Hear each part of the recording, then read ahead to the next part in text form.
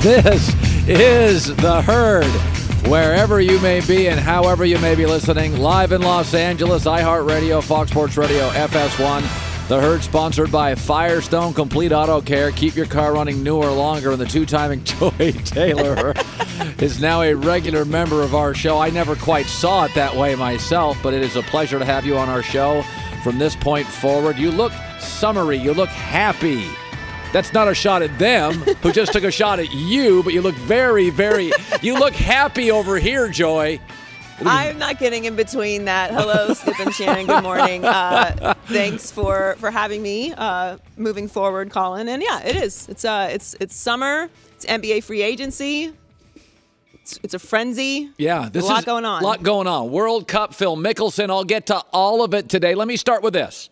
All right, I'm doing the show last Friday. And all of a sudden, Kawhi Leonard, I want to be a Laker.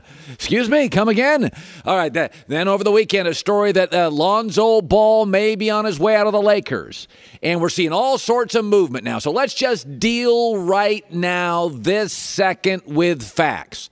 LeBron, Kawhi Leonard, and Paul George. Two of those three, Kawhi now and Paul George, have verbalized, I like the Lakers. LeBron James hasn't verbalized it, but I like LeBron. I like Magic. I like Lonzo. Houses in L.A. So just the facts.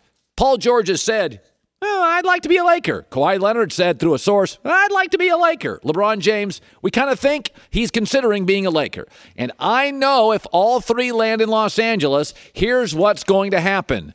The world's going to implode. Everybody's going to freak out. This is the end of the NBA.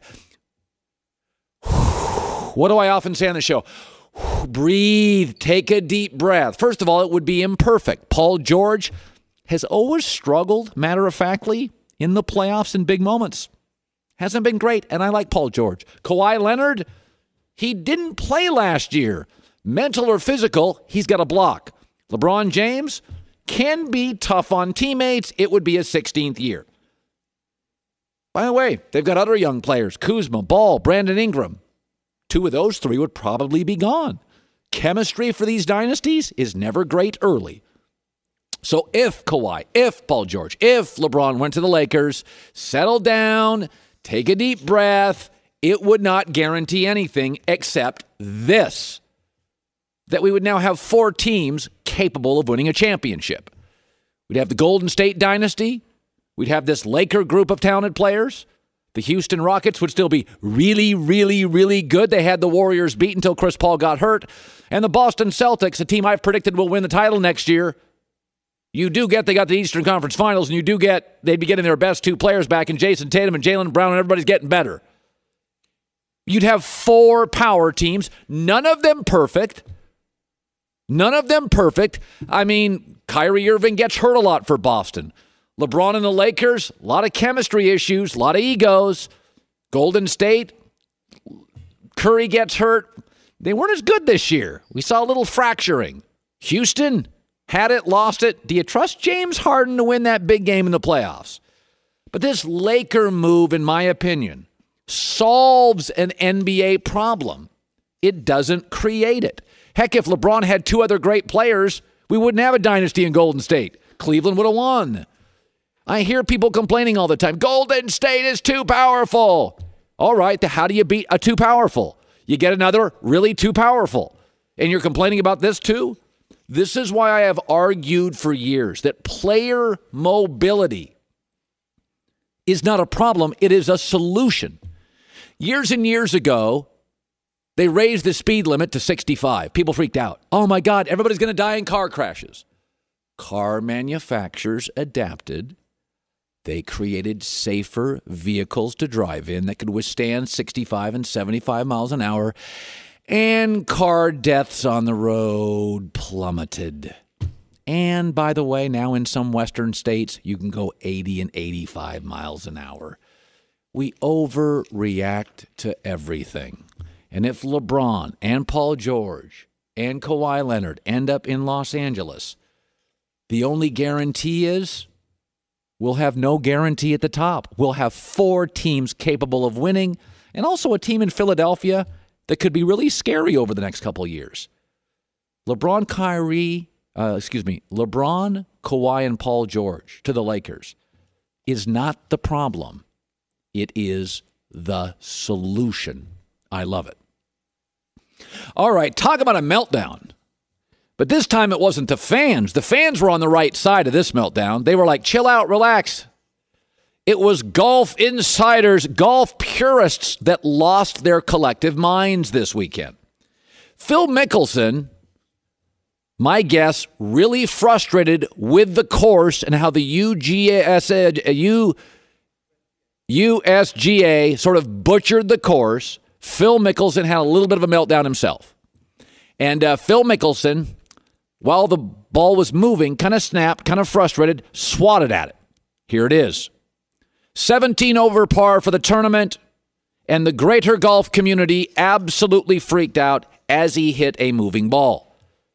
Purists freaked. The holier-than-thou crowd. Heads exploded.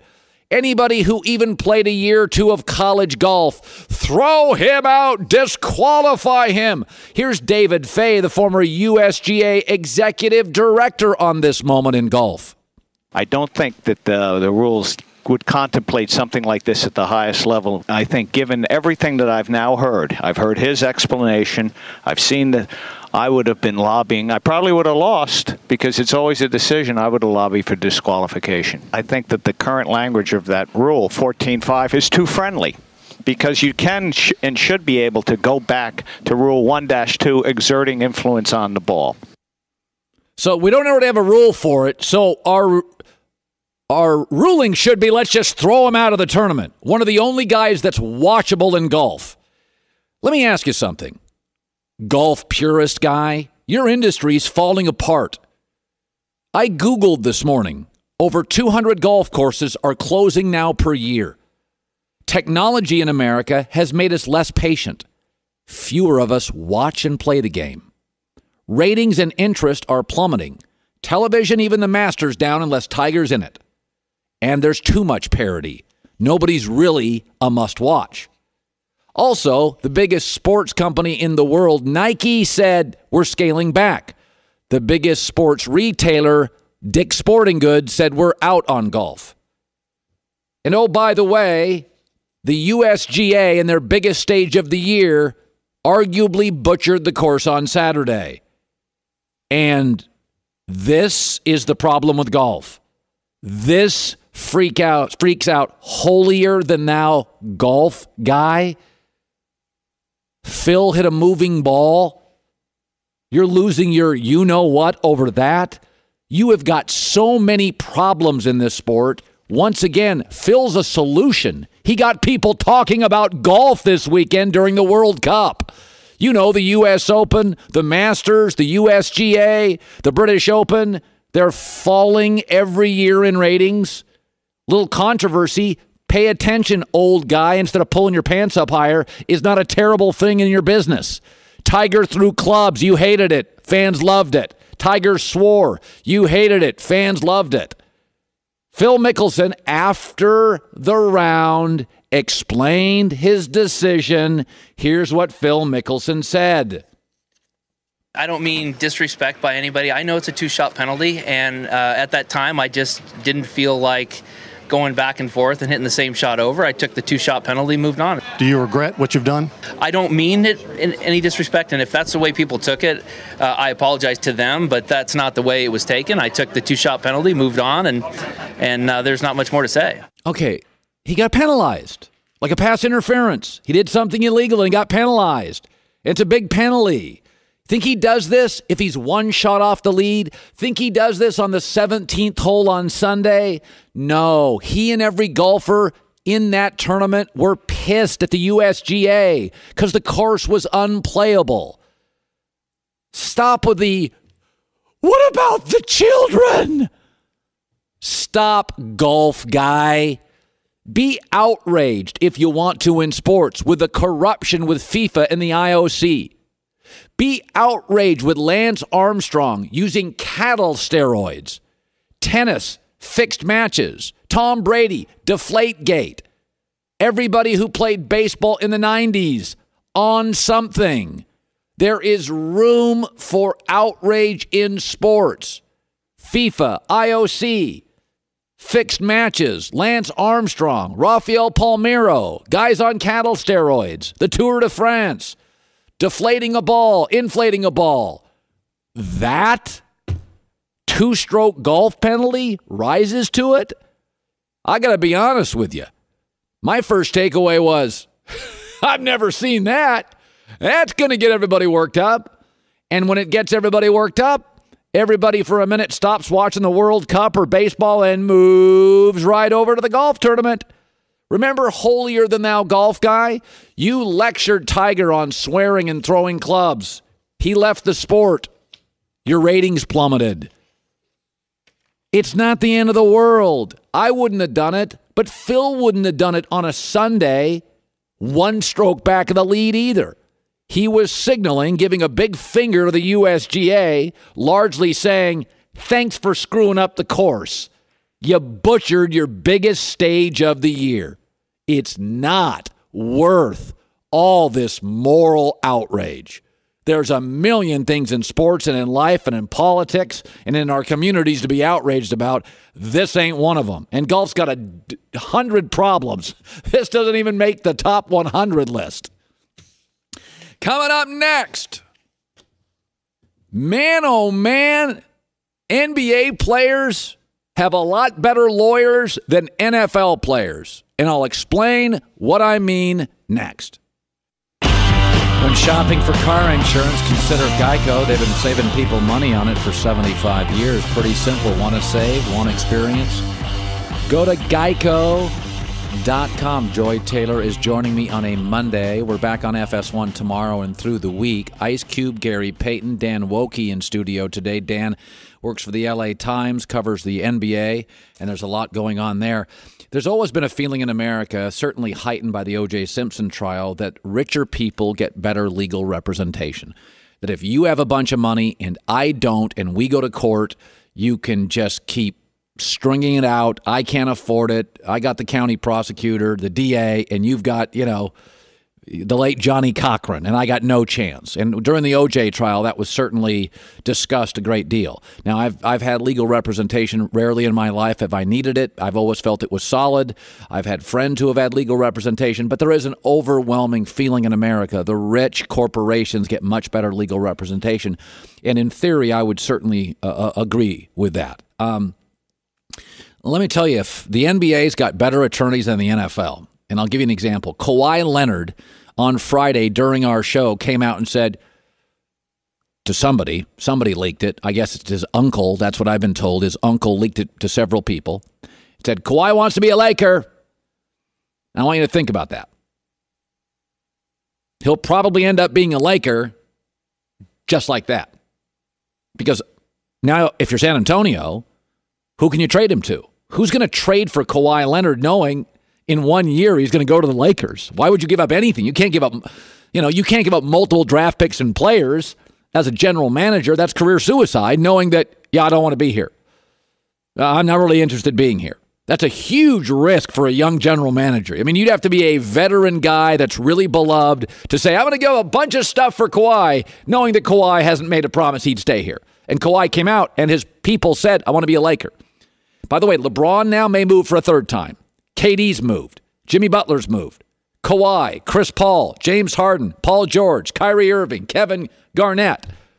These guys don't mess around in the NBA, these stars. I'm not happy. Kevin Garnett, we're not winning enough. You're not getting me good players. I'm out. Trade me. I'm moving. Yet Aaron Rodgers, the number one star in the NFL, is trapped in the smallest, least attractive free agent market in the NFL. You know what that tells me? NBA players have much better representation than NFL players. In the NFL, if you get drafted in the first round, stuck there 5 years, even if it's a completely dysfunctional organization. And oh, by the way, if you become really, really good on that dysfunctional team, they can franchise you for several years. You can get stuck in Siberia for like 7 to 8 years in the NFL. Aaron Rodgers, if he wanted to leave, couldn't. And think about this in the NFL. You come in to the league older, Probably a little more beat up physically because you played 3 years of college football, maybe 4. And oh, by the way, your careers are much, much shorter than NBA guys who come in at 19 and can play for 15 years, 16 years. I mean, LeBron's in his 16th year. He's still doing great. I mean, the NBA, Kawhi Leonard comes out and says, hey, my coach called me out through Tony Parker and Manu Ginobili. I don't like it. I don't like this system. I'm not in love with the city. Boom, can move. And by the way, he did it the right way. If you're a young NBA player, Kyrie Irving gave a list of teams he wanted to go to. Boston was not on the list. Kyrie actually made a mistake. Now, it all worked out because Kyrie got traded to a team that had a bunch of assets, and Cleveland fell for it and made the deal. But the truth is, Kyrie should have said, I want to go blank, and Cleveland would have been in big trouble. And, I mean, think about that. Aaron Rodgers, biggest superstar in the NFL right now, trapped. Can't go anywhere. Can't go anywhere. Deshaun Watson, what if he has an amazing year and they fire Bill O'Brien and they just fired the general manager and he's sitting there thinking, I got an owner that said things about Trump that ticked off half the locker room, and I got a GM they fired, and I got Bill O'Brien and they may get rid of him, and I'm trapped for 7 years. That's about legal representation. Kawhi Leonard has a lot of power in this thing. And this is why if I had a son and I said pick a sport and it's a team sport, basketball, if you're great, you can call a lot of your own shots. In the NFL, you can be the greatest ever right now, currently. You ain't going nowhere. We just franchise tagged you. And oh, by the way, Kirk Cousins now makes more than you. What? I mean, it's that the legal representation, the CBA for NBA players is a lot better than it is for America's pro football players. Joy Taylor with the news. No. Turn on the news. This is the Herd Line News. So, as you mentioned, Colin, at the end of the last week, Kawhi Leonard said he wants out of San Antonio and preferred to go to LA, according to a report. Yeah. Well, a report is out from Chris Sheridan saying there is a, quote, 0% chance that Greg Popovich and the Spurs would entertain the idea of trading Kawhi to the Lakers or any other Western Conference team. Mm-hmm. This is according to sources in the Spurs organization. Now, 0% chance would either make you look very, very right when all this is said and done, or just, a little wrong. But I think Greg Popovich is going to do what's best for the Spurs. That's what I think. Not what's best for Kawhi, obviously. And not, like in theory, it sounds like nice, but Kawhi could still go to the Eastern Conference and you could end up in the finals and meet Kawhi anyway because it's still the NBA. Well, what Eastern Conference general? Danny Ainge is a real smart guy, Joy. Right. He also is a guy that doesn't like to lose these trades and look foolish, right? Like that's the big criticism I've had on Danny Ainge. It's like, dude, make some moves here. You're too reluctant. Why would you give up anything to get Kawhi unless you have a guarantee he's going to re-sign with you? Danny Ainge struggles to give up a second-round draft pick. He's going to give up players and picks for Kawhi Leonard? You can say all you want about I'm not going to trade him to the Lakers, but if the Lakers said, here's Kyle Kuzma, who, by the way, the Spurs loved in the draft, and here's Lonzo Ball, who's a cerebral player who really is perfect for Greg Popovich. Okay, so you're not going to do that? Listen, man, you can't worry about, like it's the old saying in divorce, don't worry about your ex-wife, worry about, you got to get happy too. Don't worry about who she dates. You can't worry about where Kawhi Leonard's going. If you can get two good players for Kawhi Leonard, then you just do it. If the Spurs trade him, they're going to take the best deal because you're never going to get equal value for Kawhi. You don't in the NBA. So you're going to take whatever the best deal is available, Western Conference or not. So some football news. On Saturday night, undefeated welterweight boxing champion Errol Spence Jr. fought and retained his title at Cowboys Stadium on Showtime. And in attendance were several Cowboys, including Dak Prescott, who lost two of his top receiving targets, Des Bryant, Jason Witten. But he says the Cowboys will still be exciting to watch this season. We're going to be an exciting team this year. A lot of new faces. And I think that's what you're going to find is you're going to find out a lot of new guys that we have on this team within this organization that can make plays. So, just plan on surprising a lot of people. My question is, who is Dak throwing to and how do they get better this offseason? I like Alan Hearns. I think they'll be fine. I think my takeaway is Jerry Jones built that stadium in Dallas. Has that been one of the great builds of all time? Every time there's a fight, it's there. I mean, every major event really should be there. It's incredible. I think that once the Vegas stadium is built, it'll be a conversation about which facility. Well, is the better. LA one's pretty good too, because the LA one, they say the Vegas one's going to be where they're putting it's going to be reasonably small. They're saying LA. They're going to move the NFL Network there. They're going to move combines there. And I think they're going to play every third Super Bowl there. So I actually think the LA one, and by the way, LA's got more, it's I don't know, it feels more Super Bowl-ish. Yeah, true, but logistically, you still have LA and, the millions of people that live there in the traffic. Whereas the Vegas, it's an entertainment and event town. But yeah, I mean, Jerry's house is the biggest and greatest. Finally, Tom Brady did an interview with Oprah because, of course, and he acknowledged to Oprah that he's seeing the end of his career coming sooner than later. I think about it more now than I used to. Yeah. I think now I'm seeing that there's definitely an end coming sooner rather than later. As long as you're loving it, you're going to do it. Yes, so, as long as I'm loving the training and the preparation and willing to make the commitment. But it's also, I think what I've alluded to a lot in the docuseries was there's other things happening in my life too. I do have kids that I love, and I don't want to be a dad that's not there driving my kids to their games. And, my kids have brought a great perspective in my life, because kids just want the attention. You better be there and be available to them. Doom. That's why, listen, man, kids change everything. I remember I used to be on airplanes, and you get that noisy crying kid, and you'd be like, oh, that's so tedious. And then I had a kid, the very next flight I was on, a kid next to me cried for 3 hours, and I felt bad for the parents. I'm like, oh, that poor family. I feel such sympathy and empathy for them. My entire life flying, I hated the bratty kid. The minute I had a kid, I was like, oh, God, the poor kid, the poor parents. I feel so bad for the family. Listen, man, you have kids, it changes everything. What age is unacceptable brattiness, though? Listen, that first... Because you get the kid that's kicking the back of the chair repeatedly. Yeah, but then it becomes a parental issue after about 5. Yeah. But pre-5... No, of course. I mean, and they're kids. They don't know what's going on. Oprah always gets to the soul, huh? She does.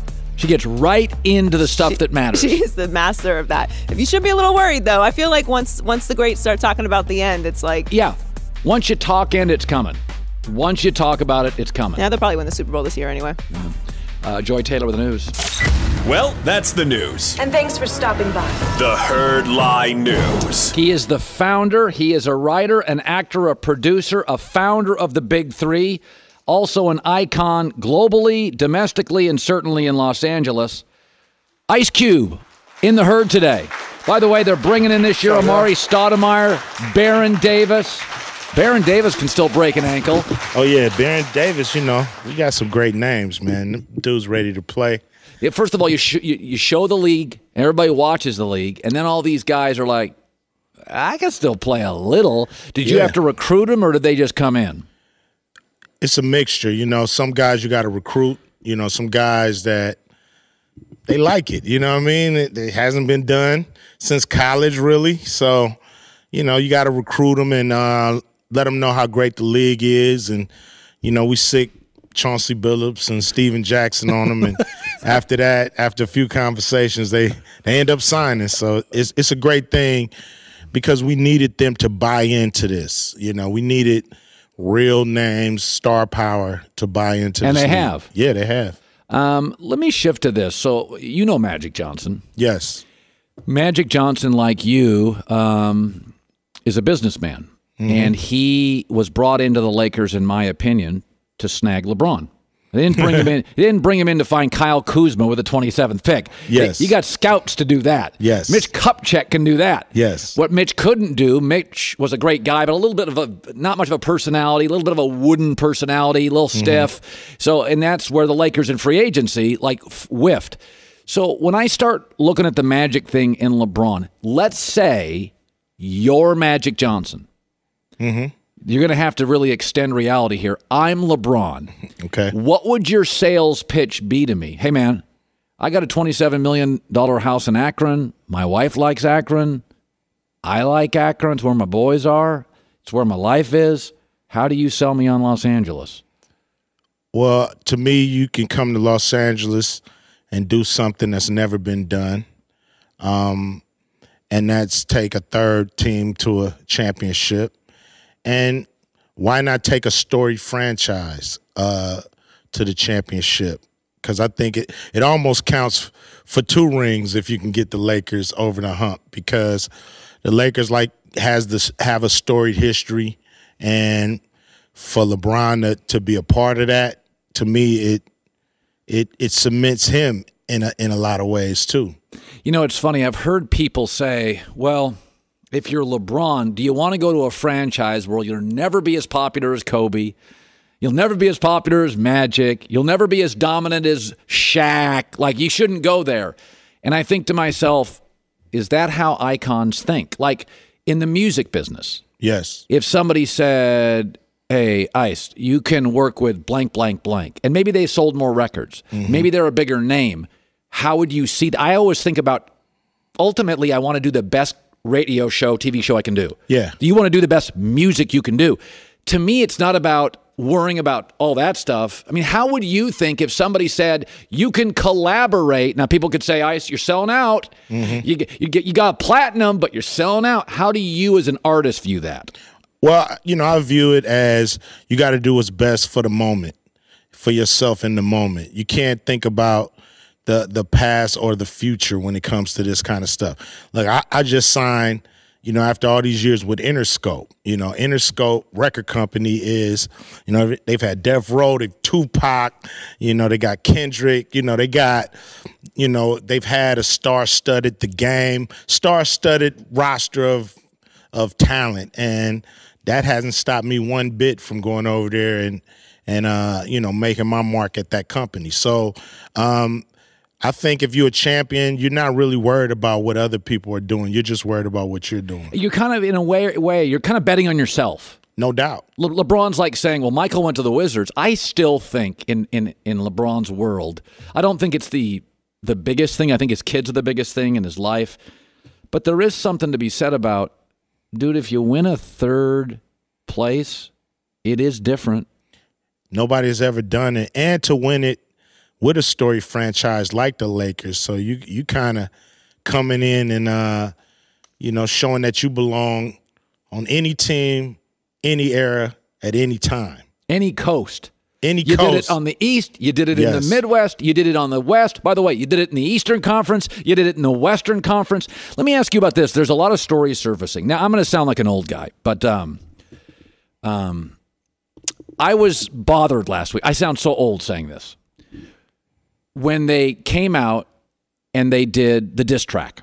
Yeah. So Kyle Kuzma and Lonzo had a diss track. And I know I sound like a 50-year-old guy here. Mm-hmm. But my takeaway, Cube, was, listen, you're recruiting LeBron. Okay?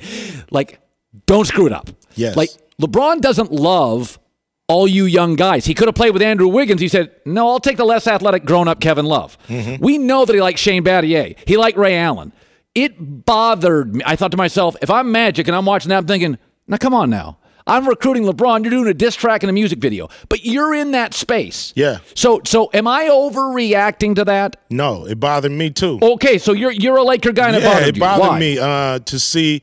At first I thought it was like they were like playing with each other. It was kind of just, teasing each other, taking it to the next level. But when I heard it was like a hint of real animosity there. He brought up his dad. I'm like, whoa, no.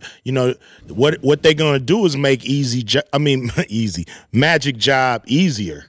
That's what they're gonna do because, you keep this up and one of you guys are gonna be out of here. Period. Let me play the diss track again. Cube, you're gonna have a much greater sense of this than me. Mm-hmm. I thought it was fine. I didn't like the dad shot. Yeah. Okay, I thought that. Now, again, I didn't have the world's greatest relationship with my pop, so it's not something I think I would be offended by, but I'm now 50. If you'd have said it at 20, it'd have cut deep. So here's the diss track. Play that. We thumbing through that money, look at y'all playing with your thumbs. Don't know who your daddy is, well, your ass is getting some. We both taking shots, the only difference, you ain't hitting none. What did you make of that? That ain't cool. Okay. It just ain't. Okay, Joe, what's your immediate takeaway on that? Yeah, I mean, it's just they come across as being a little immature and unaware. Self-awareness is very important. And while they may not particularly care about recruiting LeBron, because I'm sure they both feel like they're capable of taking the Lakers as far as they can go, because you have to have some ego to play on that level to begin with. But it's just, you know what it is? It's funny, but it's messy. And they don't need messy right now. Ice Cube joining us. Okay, so if you were Magic, would you move Lonzo? Are you that disappointed? No, not that disappointed. I mean, it's still... What would you sit down and tell him? I'm Lonzo, you're Magic. What do you tell me? No more records. No more dissing in public. You know what I mean? You guys got an issue with each other. Let's speak on it in private. We keeping everything in-house, in the locker room, nothing public. Yeah. Ice Cube joining us. Big 3 season debut. 10-week season begins Friday night in Houston, live on FS1 and Fox. By the way, when you're creating a new business, I could make the argument that you're UFC 15 years ago. Yes. And UFC starts 15 years ago, and people are like, come on, we got boxing. We don't need the UFC. And it just sold for $4 billion about 6 months ago. Mm-hmm. So when you started this and you pitched this idea, this big 3, did you get a lot of naysayers, a lot of critics, a lot of rolling eyes? Of course. You know, once you tell them you're going to use former NBA players, everybody think, well, he don't play for the NBA no more. Well, he can't play basketball anymore, which is the furthest thing from the truth. You know, these guys play all the time, still, what I did was just create a league where they can play together against each other for our entertainment and not in some rec room or in some gym, where we don't get a chance to see and check it out because it's still top-notch competition. And if you've never seen 7-footers play 3-on-3 basketball, do yourself a favor. By the way, the first night it was on, I texted my boss, the president, Eric Shanks, and I said, I don't know what it is, but it's something. Yeah. That's what I said. I said, and I don't know what but I said, I don't know if the camera angles are quite right yet, but I'm like, it's something. Yeah, it's like to me, like Starbucks. Everybody made coffee and everybody had coffee, but it was something about how they put it together. Yes. Yes. Everybody plays 3-on-3. Everybody has, tournaments. There's all kind of tournaments out in parking lots.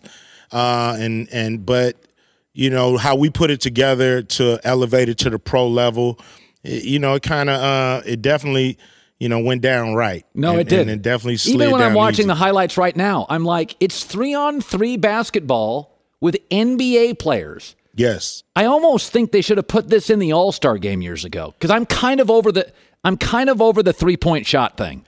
Without a doubt, this is something I think people, wanted to see happen. I used to die to see one-on-one. Like, why don't Rutgers Park? Yeah, like guys go one-on-one. You want to see if Kobe and LeBron can go at it. Let them play one-on-one. Let's see. And it just never happens. So to be able to bring this into reality, and it's something that the NBA should have probably did 30 years ago. I'm lucky, happy, and blessed to be in this position. Cube, it's great seeing you. Good dude, all-time good dude. And 30 minutes from now, where Colin was right, where Colin was wrong. Good luck to you. It debuts this Friday again. It is a really fun watch. You got the World Cup going on right now. You got Big 3. It's a great 3 weeks to watch stuff we normally don't watch. That's right. That's right. You don't get the World Cup at every 4 years. No. Here comes the Big 3 around the corner. Good seeing you, Cube. Back in a second to Herd. Yeah.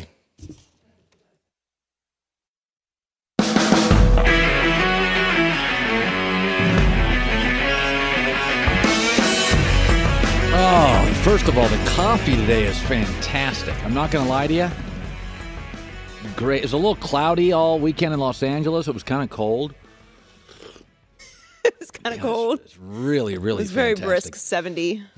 Yes, it was. It was all the way down to 71. So I was thinking about this weekend, Joy. I watched a lot of World Cup. And whenever I talk about soccer, people say, oh, you just like it because the network you're at has the World Cup. To which I always say, this network has NASCAR. I don't talk about NASCAR. When I was at ESPN, they had NHL and a lot of baseball. I didn't talk about regular season baseball or NASCAR. I talk about what I'm interested in. Like, if you think I'm faking soccer, well, why don't I talk about NASCAR all the time? Well, why don't I talk about regular season baseball and hockey at ESPN? WNBA at ESPN. Why didn't I talk about that? No, I like soccer. I'm not going to try to convince you I like it. I like it. I watched World Cup all weekend. I struggled to watch the U.S. Open. I watched World Cup all weekend. Germany, Mexico, couldn't take my eyes off it. But I'm going to, for all the differences, I'm going to give 7 or 8 terms. I'm going to throw 7 or 8 terms out here, and you tell me what you think of when I give you these 7 or 8 terms. Passion that borders on lunacy. Virtually every fan wears their team colors, often on their face.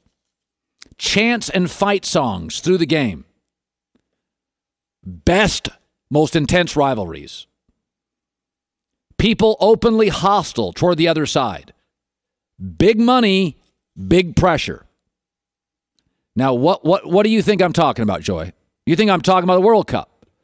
Sounds a lot like professional soccer, yes. Yeah, no, that's not the World Cup. I was talking about the S.A.S. It's very similar. You think Southern guy who says soccer is boring. No, soccer is the S.A.S. When I watch the S.A.S, I'm not from the South, but I convinced friends for years, you got to go to Baton Rouge. You got to go to Oxford. You got to go to Auburn. You got to go to Knoxville. There's nothing like it in America. They're loons. They're crazy. They're passionate. They can't. This is what the World Cup reminds me of. It's like bordering on delusional. You ever heard me say those fans have no life? Who am I talking about? World Cup and the S.A.S. So whenever I hear who cares, I don't know, the World Cup is the world's most popular event. And it has always reminded me, to a fault, to the S.A.S. By the way, like the S.A.S, the World Cup is dominated by a handful of teams. Alabama, LSU, Georgia, Germany, Brazil, Argentina, Spain. By the way, only 8 teams have ever won. Only 8 countries have ever won the World Cup. Only 8. And by the way, about 80% of the S.A.S has never won a national championship, and they never will. And about 85% to 95% of the countries have never won a World Cup, and they never will. So it's not about that. It's the passion and the pride and the stakes and the lunacy and the depth of love. So when I sit and watch the World Cup every 4 years, it feels like I'm watching an S.A.S football tournament. If it was a sudden death S.A.S football tournament, this is what it would look like in America. Craziness, lunacy, passion, pride, intensity, hate, volatility, some scandal. You know, I think the World Cup's fantastic. I love watching it, and I have friends in my neighborhood, a couple of buddies. I got a buddy, Eric. He's like, there is no sporting event in the world that I watch more of than this. He goes, I don't sit around and watch the MLS all day. I don't sit around and watch a lot of international soccer during, my annual calendar year. But he goes, this stuff, I can't take my eyes off it. And that's how I felt Germany, Mexico this weekend. Listen, golf is not as captivating to me. If you told me I was running a sports network in America today, I ran a sports network. I say, give me a lot of the NFL. Give me October baseball playoffs. Give me major college football. Give me some NBA. Give me 3 weeks of March Madness. Absolutely give me the World Cup. It'll be the highest rated moment in FS1's life. Fox Sports will set records. This is going to be unbelievable, and I just can't take my eyes off it. I think it's absolutely fascinating. Speaking of the NBA, when Magic Johnson, and I was talking to Cube about that, Ice Cube, when he came to Los Angeles, he didn't come here. But the Lakers last year had a really good draft, like a strangely good draft. The Lakers last year, Lonzo Ball had a nice rookie year.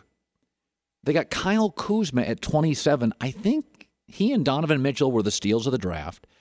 They ended up getting Josh Hart, who at the end of the year was their second best shooter. Then they got a big that can play in the second round. Magic Johnson did not come to Los Angeles to get 27th picks in the first round. He came here to get Magic Johnson. And Bill Plaschke was on our show Friday talking, LA Times columnist, talking about that very thing. The Lakers are the one team that can make this trade with San Antonio. And once they get Kawhi, then there's no reason Paul George and LeBron wouldn't join them. There's absolutely no reason they can do it salary cap-wise. Now, they have to trade their young stars, and some of these crazy Laker fans are like, oh, no, we don't want to trade Lonzo. We don't want to trade Kuzma. Come on, are you kidding me? trade those guys for this guy. Oh, yeah. And it would take them plus a draft pick, but the Lakers have the ability to do that. Kawhi wants to do that. He can sign here next year when they have even more cap space. Yeah. It's the start of the whole thing, Colin. It starts today. If they want Kyle Kuzma and Brandon Ingram, I would do that. This is what Magic's whole job is. This is why Magic Johnson was brought to the Lakers 14 months ago. Yeah, this is it. It's not about these granular draft picks. We have a draft Thursday in the NBA. There's not a single special player in it. Don't listen to any website, any blog, any scout. There's not a great player in this draft. There's some really good players. The kid in Arizona, little DeAndre Jordan, athletic, big, Lob City. There's no game changers Thursday in this draft. Go get LeBron, the herd.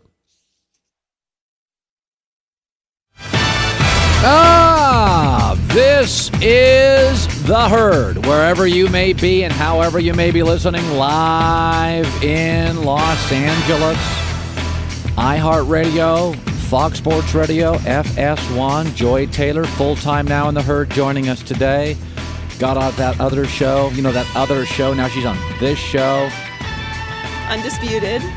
Yeah, that Skip show. And Shannon. Just trying to create something there, some controversy. We're back on FS1 tomorrow. It's great to have you in. And this is actually, in this business we live in now, it's 7.5, 8 months of football, mid-August to mid-February. And then you get a lot of LeBron and Lakers. This is actually kind of a fun 3 or 4 weeks for me. You get some World Cup, the Big Three. You get a little bit of NBA free agency movement. Kawhi Leonard, that story broke on Friday on the show, which was we were on the air for the last hour and a half, and it's just crazy. Every Monday throughout the course of the year, I used to just do this in football, but now we do it on every Monday where Colin was right and where Colin was wrong over the last couple of weeks. Here we go. Where Colin was right? We said when Greg Popovich in the middle of the season sent out Tony Parker and Manu Ginobili in front of the microphone to take shots at Kawhi Leonard, it was going to backfire. This kid is different. This kid needs a hug, an embrace, a little love. Kawhi Leonard Friday said, I'm not happy here. By the way, Pop, your system, ask Bill Belichick, you got to keep tweaking it. It's becoming more of a player's world.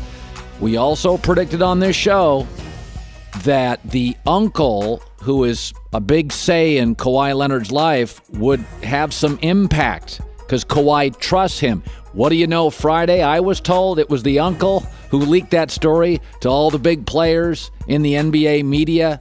So, Steven Jackson told us a month ago, predicted that Kawhi and his teammates taking shots at him would not be good for the Spurs.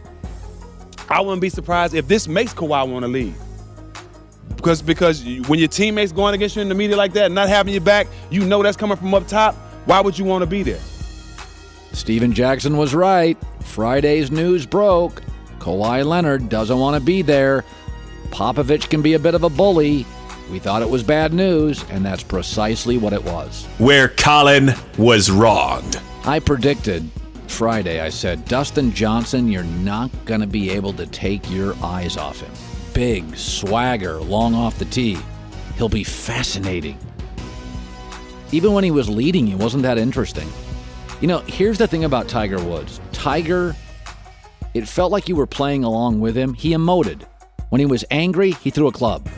When he was happy, he had a big smile. When he won, he pumped his fist. He was emoting. When he was hurt, he cringed after he swung the club. Tiger constantly emoted during his events. You felt like you knew exactly what he was feeling. Pump his fist, smile, high five, throw a club, swear, cringe. Dustin Johnson doesn't emote. He's just a bigger version of what we have as guys who got a country club feel to them, who don't express themselves. John Daly, you knew what he was. Tiger Woods, you know what he is. Emoting is fun. It feels like as a fan you're playing along with the athlete. Dustin Johnson wasn't that interesting. Where Colin was right? When Lonzo Ball and Kyle Kuzma, and specifically Lonzo, came out last week with a diss track, I ripped him and Kuzma and their maturity. Here was the diss track from Lonzo. We thumbing through that money. Look at y'all playing with your thumbs. Don't know who your daddy is. Well, your ass is getting some. We both taking shots. The only difference, you ain't hitting none. I said Magic Johnson's not going to like this. Rob Pelinka's not going to like this. And you know what I heard back from you? You're an old guy yelling. You know who else is an old guy? Magic Johnson. And the very next day, multiple sources said Magic didn't like it, Jeannie Buss didn't like it, Rob Pelinka didn't like it. Folks, I know a lot of you millennials think life's about fun, but you do realize that grown-ups own the real estate. Grown-ups are your bosses. Grown-ups run the world. Got to even be a certain age to get car insurance and be a president. Like, this was an immature move by a kid coming off a so-so rookie year, and especially when Donovan Mitchell was great in the playoffs, and Ben Simmons was great in the playoffs, and Jason Tatum was great in the playoffs, and you're getting drafted ahead of some of those guys, and you didn't make it to the playoffs, and you were hurt 3 times, and you shot 45% from the line. You got to know the temperature in the room, bro. You didn't, and we were the only show in the country that said that day, this is not going to play well with Magic. Everybody else made an excuse. We didn't. We were right. Where Colin was wrong. For years and years, we have used Julio Jones, wide receiver for Atlanta, as an example of a wide receiver. We think they're mostly flakes. A wide receiver we love. He works his tail off. He's great in the sidelines. He's all team. He just gets better and better. And all of a sudden now he's holding out with 3 years left on his deal. Julio. 3 words. Blame your agent. That's not a Falcons issue. Hey, I have defended athletes who overplay their contract. I'm for the guy, Aaron Donald with the Rams. I mean, they're paying him a nickel. He's the best player in the league. I get that guy saying, hey, man, it's a risky sport. You got to take care of me. I get that. And I think the Rams want to do that. But if you're 3 years out, that's a you problem. You sat down with your agent, high five, bought champagne, and, bought a car, and you're like, woo, yeah. An hour later, you're like, oh, we got hosed on that deal. No, that's an agent issue. That's a you issue. That is not a Falcons issue. You got to go out there and play. Where Colin was right. Never said Baker Mayfield was a bust, but I said, come on, he's 6 feet, marginally athletic with baggage. He ain't a number 1 pick. He's not going to wow anybody with his arm, with his size, with his speed. Well, what do you know? Tyrod Taylor beat him out. The Browns have come out, Todd Haley, the offensive coordinator, saying, oh yeah, Tyrod Taylor is clearly the best quarterback on this team. For the record, we said when he got drafted, Tyrod Taylor would beat him out because Tyrod Taylor's better than Baker Mayfield right now. And frankly, I actually think Baker Mayfield's ceiling is not that much higher than Tyrod Taylor. That's always been my thing about Baker. I think Baker Mayfield, I wouldn't draft him because of his baggage. He's an NFL quarterback. The difference is he's Case Keenum. He's Tyrod Taylor. He's not Russell Wilson and Drew Brees, who a lot of people used as the comps, and those people don't know what they're talking about. Russell Wilson's an incredible athlete. Baker's a marginal one. Drew Brees is better athletically and the most accurate thrower of the football I've ever seen, and a grown-up and really mature, and Baker's not. He's a 2-time walk-on at college. Tyrod Taylor was a very good college quarterback, and by the way, go look at Tyrod Taylor's completion percentage. It's way better than Cam. It's better, his quarterback rating's up around like Matt Ryan. He's not as good as Matt Ryan, he's not as good as Cam, but Tyrod Taylor can play, and we told you, Baker wasn't going to beat him out his first year. Where Colin was wrong. This Andrew Luck thing is weirder by the day. First of all, he apparently has a mental block and can't throw a regulation football. Dude, you went to Stanford. You're not allowed to have a mental block at Stanford. You're all the smartest people in the world. Like, Stanford owns most of America and Silicon Valley. This is a mess. This comeback is just way too bumpy for me. By the way, Vegas has him at 100 to 1 to win the Super Bowl. That's up there with, like, the Jets and the Browns, and it's like, I like Andrew Luck, but private workouts, secret workouts, and mental blocks on grabbing a regulation football, I need answers. I need some answers here. This thing's a mess. It just hasn't gone nearly as quickly and as smartly as it should. Where Colin was right.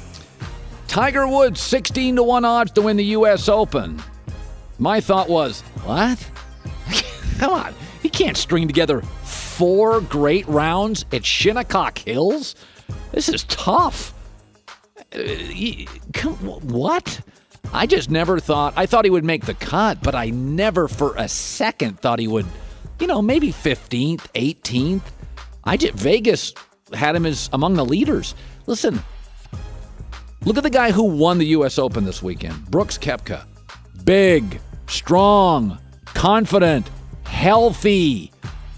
Tiger Woods, beat up, older, mentally, kind of depends on the day, the round, the weather, and the club.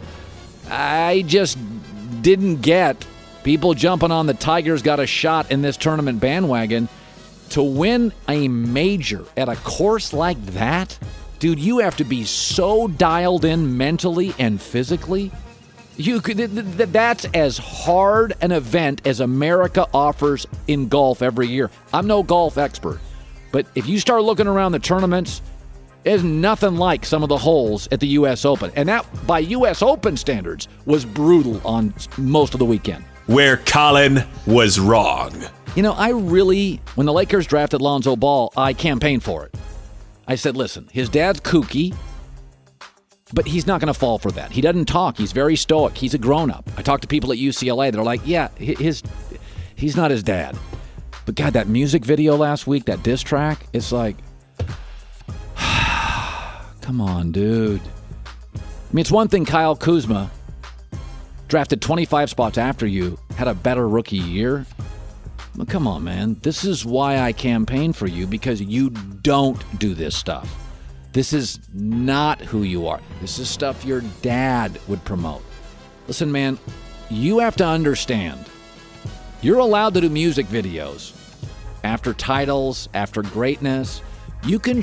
I don't have a problem with LeBron doing the Dougie. John Wall's first game in the NBA doing the Dougie. Take the temperature of the room, bro. Not your time.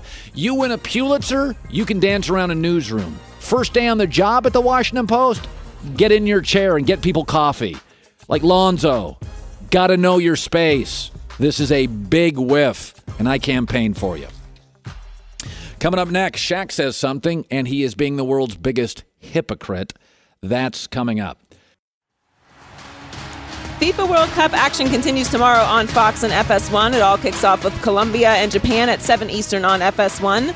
Then Poland battles Senegal at 10 Eastern, followed on Fox, followed by Russia taking on Egypt at 1. The FIFA World Cup tomorrow on Fox and FS1, or stream it all live on the Fox Sports app.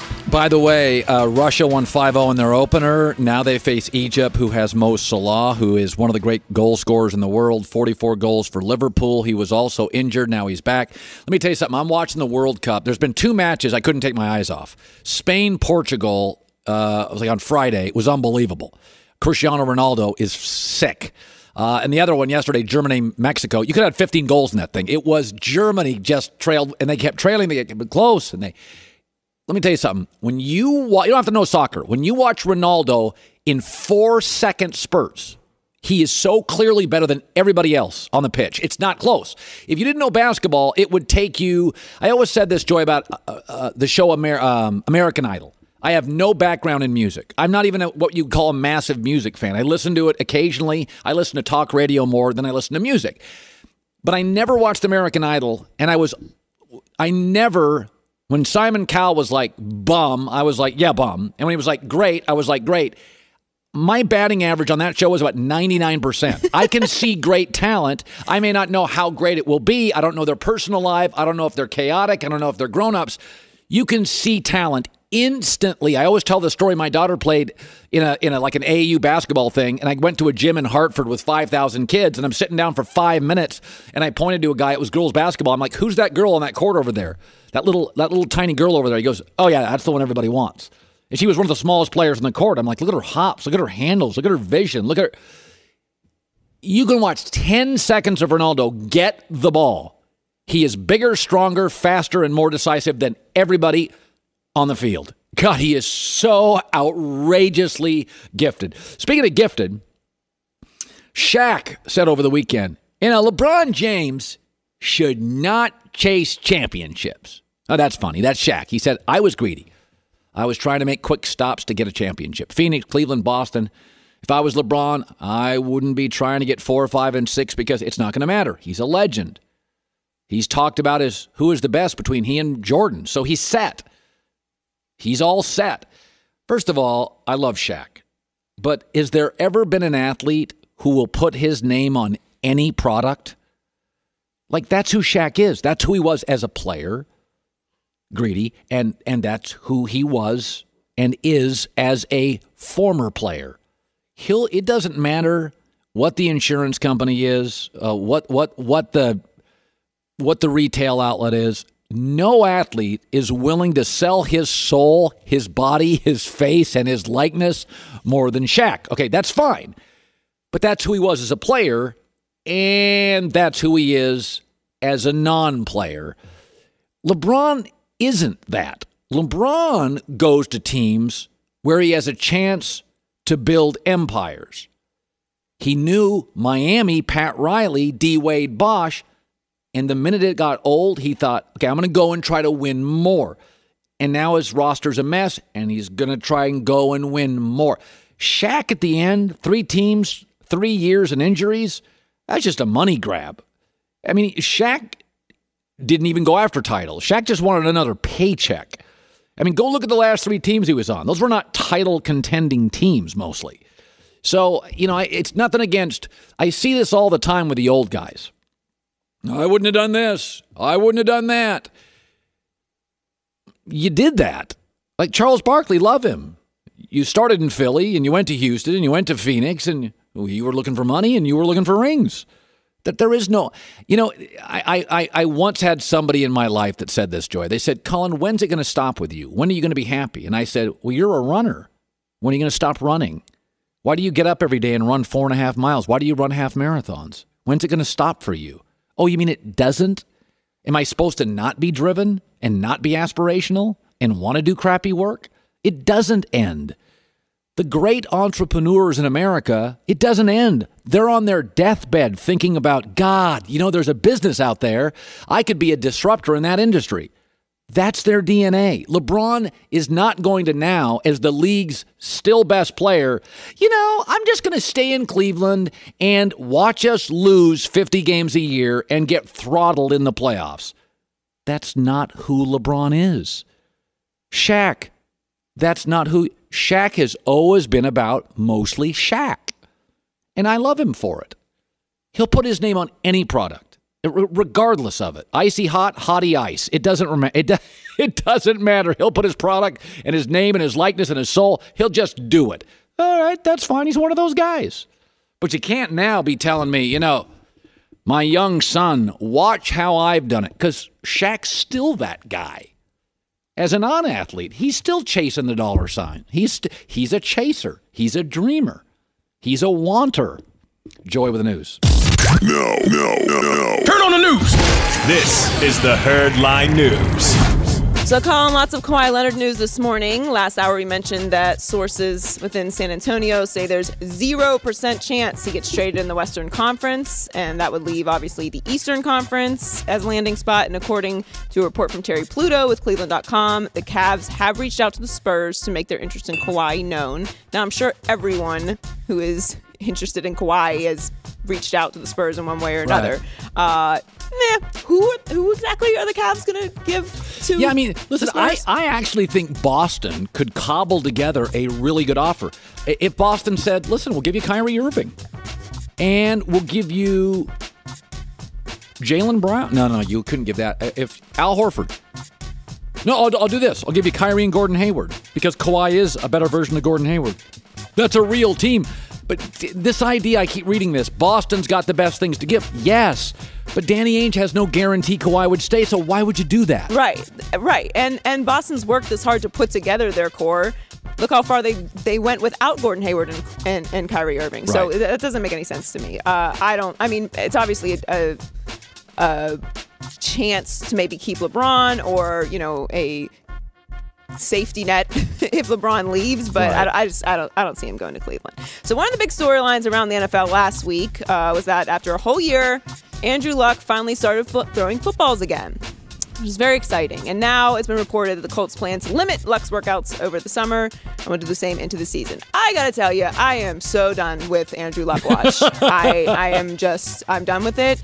Andrew Luck is the NFL's Derrick Rose. Just let me know when he's healthy. Stop alerting me when he has dribbled a basketball or thrown a mini football. Just let me know when he's healthy. By the way, I've always been an Andrew Luck fan, but I don't like this whole secretive thing. Like, come on, Colts, get it together. Like, I don't know. I still think they're going to win a lot more games than Vegas thinks, but the whole thing has been just choppy and sloppy, and I don't feel like I'm getting a straight answer on anything. I've just submitted to the idea that Andrew Luck doesn't play football anymore. No, I don't think that's right, but by the way, there's a 5% chance of that. He's got a mental block, can't grab a regulation football? What does that mean? What are you talking about? I don't even know what that means. I don't know what it means either. I told my wife that yesterday. I said, this Facebook is screwing up kids' heads. Like Facebook and Twitter. I got a number one player for the Sixers, a shooter that can't shoot because he's mental block. Kawhi is healthy and can't play. And then Andrew Luck is a quarterback that forgot how to throw. Like, I've never even heard of these problems before. They never even existed before all this social media negativity. I agree. It's the computer's fault. And finally, in the pettiest news of the day, Cleveland Browns offensive coordinator Todd Haley is not only impressed with his quarterback group, he says he thinks it's the best he's ever been around. Here's what he said. Probably in my career, this is one of the best, if not the best, quarterback rooms in general that I've had. The group in general is what I'm excited about. You know, I think it's a intelligent group with ability to throw the football and make plays with their legs, some of them. So, you know, when you have that, I think good things happen. You know, competition is created within the room, even though they're working hard together to help each other and get better as a group. Colin, you learn new things every day. Like, for example, Todd Haley has a second job as a comedian. Yeah. I mean, what are you talking about? He's worked with Ben Roethlisberger, Kurt Warner, Drew Bledsoe, Tony Romo. But yeah, Cleveland, the most notorious quarterback-destroying franchise in NFL history, is the best quarterback room you've been in. I get it, Todd. You're a little upset at Ben, but just okay. Let's scale back a little. Yeah. Joy Taylor with the news. Well, that's the news. And thanks for stopping by. The Herd Lie News. He's a Hall of Famer. He's a 9-time All-Star, 17 years, a champion. I grew up in the Pacific Northwest, so I know Gary Payton. When nobody knew who Gary Payton was, just a guy in Corvallis, Oregon. Let's bring on the glove, Gary Payton.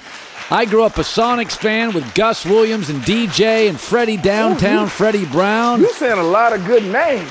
That's my team. That's a lot of good names. Jack Sikma. Yeah. Marvin Webster, Lonnie Shelton, John Johnson. You naming too many people. Don't know too many of them guys. They don't know too many. That was my team. I know you. That's a '79 team, the one that won it, right? Yeah. No. Yeah. That was before them. It was '77. '77. That's before them. They beat Elvin Hayes, Kevin Greavy, Wes Unseld. Yep. Chandler, Bobby Dandridge.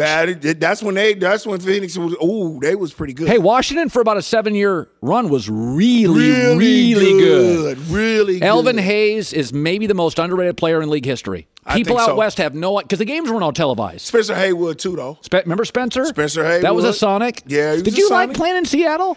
Love playing in Seattle. Man, I can't rainy. wait till they get it back. It's nice rain, but the rain is not cold. It's just like a nice warm rain that you could get it. I like it like that. That's what I like. You know, I grew up with Oregon State and them. That's why I was happy that I got drafted by Seattle. You really were? Yeah, I was really happy I got drafted by Seattle. Stayed in the Northwest, stayed in the West Coast. Everybody can see me. That's where I made my mark in college. And I was like, hey, that's where I wanted to be. I didn't want to be in the East Coast anyway. You know, it's really interesting. People forget this. You were the College Player of the Year. Mm-hmm. And what's interesting, you're one of the rare NBA guys that struggled rookie year and became a Hall of Famer. 2 years. Okay, so I struggled the first 2 years. Okay, so let's talk about this. We watched Lonzo Ball, and I keep telling everybody, he's got something here. Let's slow down. Let's not kill this kid. Mm-hmm. And let's not get too high on Jason Tatum. Some of this could be Brad Stevens. Go back, Gary. You were College Player of the Year. You're one of the few guys that gave Michael Jordan a pain in the butt. 2 years into this league, you were scrapping. Right. Take me back to it. Why? Because I came in the league as that number 2 pick, and I was thinking about college. You got to understand, college, you only play against one good basketball player probably every 2-3 months, okay? Then you play against great players in the tournament. What Alonzo was doing the same thing is when UCLA, they had that great team, and they ran through everybody, and they were doing their thing, and then they ran into that Kentucky team who they beat earlier, but then that Kentucky team that got better at the end of the year, right? And they beat them. With Alonzo, what the problem is that he got put in the fire before he was supposed to be in the fire, and he has to prove himself. He has 3 great things about him that I like. I like that he has a great court vision. He got a court vision that I have never seen since Magic Johnson. Okay. He has a great knack for rebounding the basketball. He does. Just like a Jason Kidd. And they're not stat padding. They're not. He's grabbing He them. gets rebounds, and he can defend the basketball, and you can put him on a one-on-one situation, and he can stay in front of somebody. Pretty smart defender. Long. And then if you stay in front of somebody and he jumps and blocks a lot of shots what people don't understand. The only thing that he doesn't have to his game is the killer instinct to become a scorer instead of thinking he's a shooter. He really is a passer. He's not a shooter. He's not like that. He started off like Jason Kidd, passing the basketball as he's doing. But I think in this era right now, if he gets to the bucket, he got to turn that over and dunk it. He has to lay it up. He has to do what these kids do now.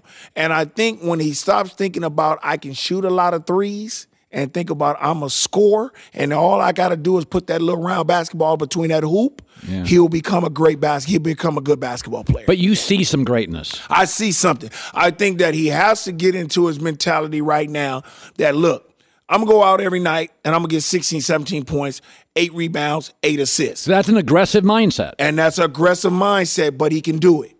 He can do it. He got the ball in his hand almost 90% of the time.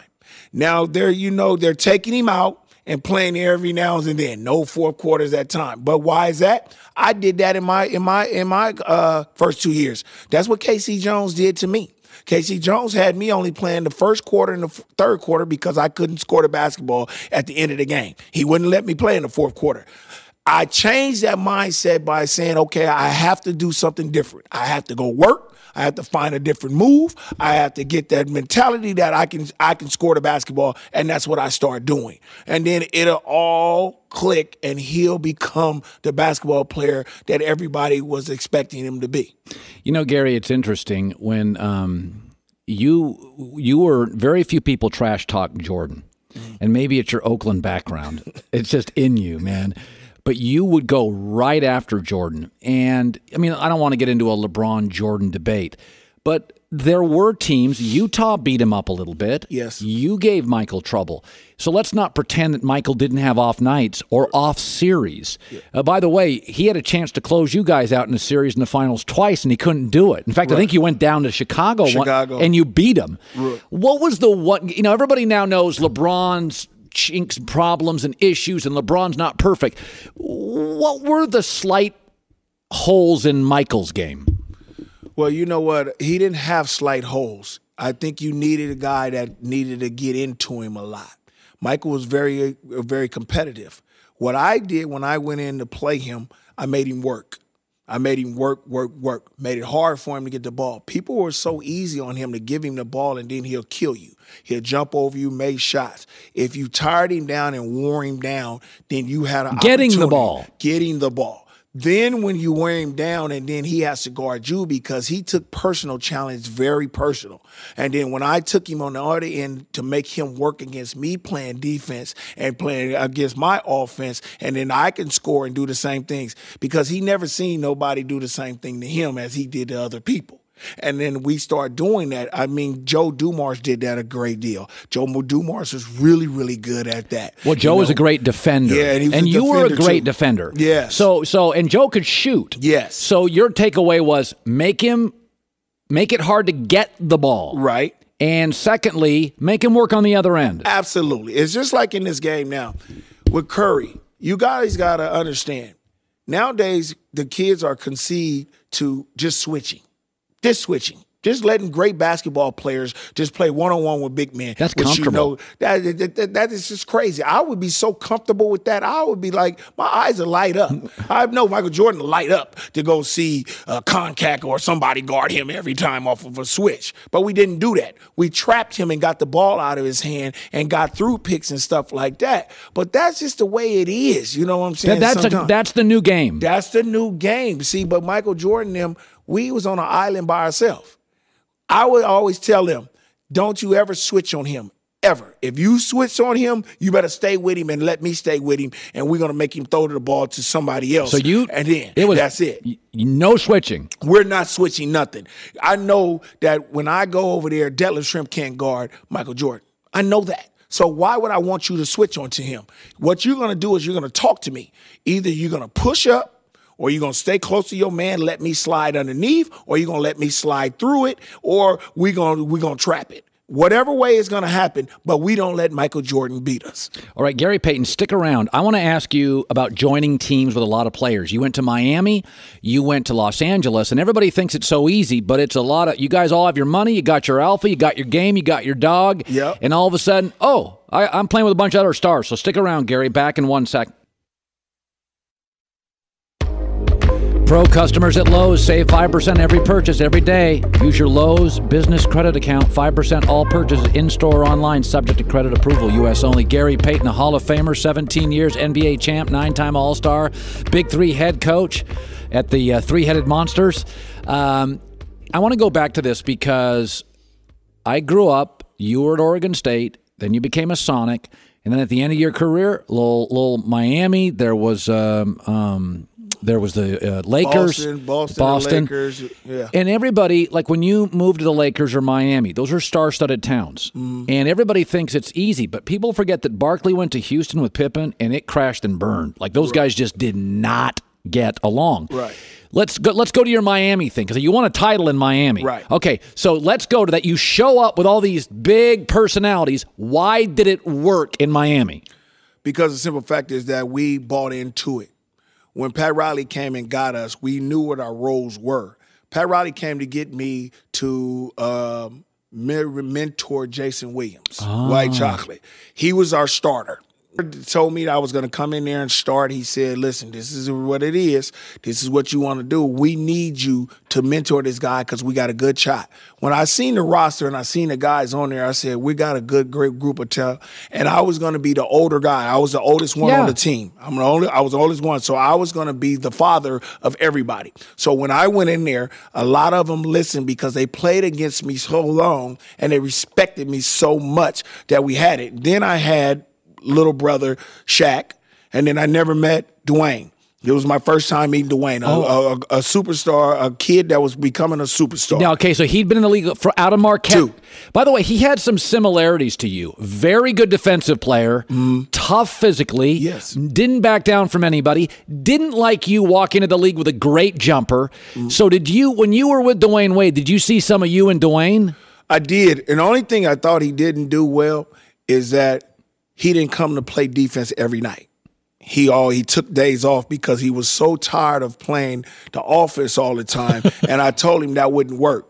Then I started seeing when I played against him, he stayed on the floor too much. And I told him that he was going to get hurt a lot. And that started to happen after, we won that championship. He tried to score at the rim. Right, and then he'll fall all the time. And then I was saying, that's why they call me Layup King, because I get it there before that so nobody can hit me. So don't hit me. Right. You know what I'm saying? So he started understanding that, and that team was a team where we had Lonzo Mourning, who was just coming off a kidney transplant. Yep. And he did all of that. Shaq was the guy there at the time, the big man. And then we had the young guy. They called him Flash. That's what Shaq named him. But we had to understand, he was our guy. And when I told them that, after we went through that mid-crisis season when we were 10 games under 500, Pat made the change and became the coach. I called a meeting in Dallas, and I told him, this is the guy we're going to go, this young kid is going to do it for us. We play a role. That's what we are. I told everyone, I went down the thing, I said, this is what you're here for. This is what you're here for. These are our two superstars. Shaq is going to get us out of some stuff, but this young kid is going to get us into something. Yeah. He's going to get us something, and that's what happened that year. We rolled it out on him, and he had a great finals, averaging 35 points, get the MVP and all that stuff, and win us a championship. So the Miami thing worked when everybody understood their roles. Now let's go to the Laker thing, which looked like it was going to work and didn't really pay off. Why didn't that work? Okay, so the big reason was Karl Malone got hurt. You remember when Karl Malone, we were 18-2. We were 18-2. Everybody was talking about we're going to get the Bulls record and stuff like that. But then people don't get it. We had a kid, Kobe Bryant. Yeah. He was a kid. Yeah. He had just got in trouble. He had a mindset of that I think I'm going to jail. I don't know what's going to happen. He was going back and forth to Denver. Yeah. We didn't have him a lot. We were that. Then all of a sudden, Shaq and the organization was having problems there. Yes. So then when you get Karl Malone, who missed 62 games, Shaquille O'Neal, who missed 50. His feet were starting to bother him. Feet were starting to bother him. And then we had Kobe, who missed 42. Then I'm the only guy there who plays a whole 82, and we got a young guy. We got a group of guys who coming off the bench, didn't know who they were. We had Fisher, we had Fox, we had Horace Grant, and we put it together. So when we put it together and got to the playoffs, we made a run. San Antonio was the #1 team in the league that year. We beat them in 7 games, and then we got to the finals, and then everything just didn't click after that. Karl tried to come back, got hurt, blew out the knee. It was all bad then. And then Kobe and everybody went on to their own thing, and we just didn't work it out. And we let a good team in Detroit, who was rolling at the time, beat us 4-1. Yeah, it is interesting when you see all these teams put together. Are you surprised that Kevin Durant to the Warriors with a bunch of shooters has been so seamless? It's worked perfectly. Are you surprised how easy it has been? I don't know. I really can't. I can't say that. Now think about it. If I was right after we played the Chicago Bulls, I was only 25 years old, 26 years old. Think if I would have went to the Bulls and went up with Michael Jordan, I wouldn't have had no problems of trying to adjust to that. That's young. Michael do him, I do me. Scotty do him. We do what we have to do. You talk about a good defensive team. Yeah, we would have had a great defensive team, and then we can score on every position. We would have been able to score like that. Think about what he did. He just went to a team that needed a guy that could score like that. They tried to put it in on. He's a better Harrison Barnes, right? Because they had him. There it is, Harrison Barnes. That's what they had him there for. Which is a B guy, and then they got an A+ guy, right? And then what you did, you just got an A+ guy at that position. Now you compliment Thompson, you compliment Curry, and then you got a guy who's like a workhorse like Dennis Rodman and Draymond Green. What do you have to work with? If you hit shots and do what you have to do, you're going to stay a superstar. But when you're great, here's the one thing, like on the Sonic team or the Miami team, maybe Gary, you guys, by that time, you all got your money, you got your houses, some of you got a ring. Emotionally, when you're on a great team where you either win the title or you're bums, does it wear on you emotionally? I don't think so. You know what? Because that comes back to, again, knowing your role. I think you got to know your role. First of all, to me, I think Curry and KD are the #1 figures there. Yeah. One night it might be the other, one night it might be the other. Klay Thompson has to understand, I'm that guy. If they give me that open jump shot, let me knock it down. I think he knows his role. And he knows his role. See, that's where we're coming to. Okay. Now, Draymond Green, he knows his role. Andre Iguodala, he knows his role. Then the guys, Livingston and everybody comes off the bench. Yeah. They know they. That's why they win in championships. And we look at that Chicago Bulls team. Did everybody know their role? Absolutely. Absolutely. Pippen knew. This is Michael's moment. Right. It's Michael's thing. When we need a basket and we need to go put somebody put the team on their back, who we go to? Michael Jordan. And what Pippen do? Pippen become that guy that helps him. I got to do all the dirty work, and when he get me that basketball in his right spot, I got to score it and I got to do things. What did Kerr do? See Kerr do? Knock down the big shots. Paxton, knock down the big shots. Rodman, get out there and get 100 rebounds and defend the best big man in there and stop him, and we're going to win games. That's all it's about, and that's all what the Golden State Warriors is about. We can't be mad at because they're good. They're good. They decided to team up. They brought one guy there. They teamed up. They were good before him. They were good before him. You forgot. They went to the championship twice before him. Well, they won it once, then they lost. They were the finals. They went twice, and then they won it 2 times with him in a row. So that's it. All right, Gary, absolute pleasure to see you. Hall of Famer, grew up with him. You just delivered. Love having you. Hour 3 next in L.A. It's The Herd. This is The Herd, wherever you may be, however you may be listening. iHeartRadio, Fox Sports Radio, FS2. Today we're back on FS1. Tomorrow, Joy Taylor is joining me. Gary Payton, by the way, has an amazing story. His dad was a chef. 10 kids. Gary was the best basketball player. They moved him to Skyline High School up in the hills in Oakland. And ended up having an amazing life. I said, what did you do yesterday on Father's Day? He said, all 10 brothers and sisters joined me. In fact, one of his brothers, the pastor of the church. Really, really tight family. So he spent a lot of time in Las Vegas and Oakland. Gary Payton's an amazing American success story. And I can remember him going to Oregon State. I remember he struggled in the NBA, Joy, for a couple of years. He gave Michael Jordan trouble, college player of the year. And then he just blossomed, and he's an amazing story. I love, he went to a super team in Miami. He went to the Lakers with all these players. And you go back memory lane and you remember it's not all easy. We think it's just easy breezy when you join a bunch of good players. Well, it's not all easy. And I think, him just mentioning Karl Malone being hurt and Kobe being out. When you look back on those teams, it's kind of like how we say when people look back on Kevin Durant and the Warriors, they're not going to remember all of the things surrounding it. But when you ask someone like Gary who was on that team, like, oh yeah, well, that's the reason why. It wasn't just that it didn't work because there was a lot of personalities. There were major injuries. There was a lot of drama going on. It wasn't that simple that it just didn't all come together. By the way, dynasties don't last as long as we think for a main reason is it's mostly veteran guys. Veteran guys get hurt. Now, we're coming off a big weekend. I watched a ton of World Cup. I watched the U.S. Open, but I'm starting with huge NBA news. All right, I'm doing the show last Friday. I'm doing the show, and all of a sudden, Kawhi Leonard, I want to be a Laker. Excuse me, come again? All right, then over the weekend, a story that Lonzo Ball may be on his way out of the Lakers. And we're seeing all sorts of movement now. So let's just deal right now, this second, with facts. LeBron, Kawhi Leonard, and Paul George. 2 of those 3, Kawhi now and Paul George, have verbalized, I like the Lakers. LeBron James hasn't verbalized it, but I like LeBron. I like Magic. I like Lonzo. Houses in L.A. So just the facts. Paul George has said, I'd like to be a Laker. Kawhi Leonard said through a source, I'd like to be a Laker. LeBron James, we kind of think he's considering being a Laker. And I know if all 3 land in Los Angeles, here's what's going to happen. The world's going to implode. Everybody's going to freak out. This is the end of the NBA. What do I often say on the show?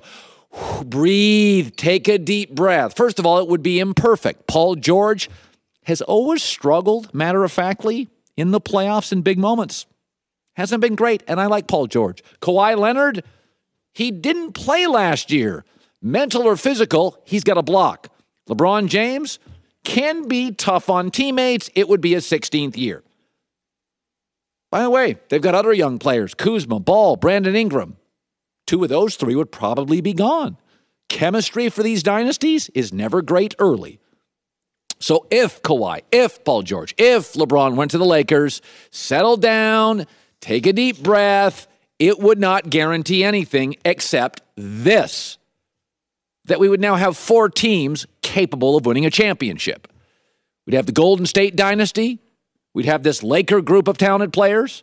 The Houston Rockets would still be really, really, really good. They had the Warriors beat until Chris Paul got hurt. And the Boston Celtics, a team I've predicted will win the title next year, they got the Eastern Conference Finals, and they'd be getting their best two players back in Jason Tatum and Jaylen Brown, and everybody's getting better.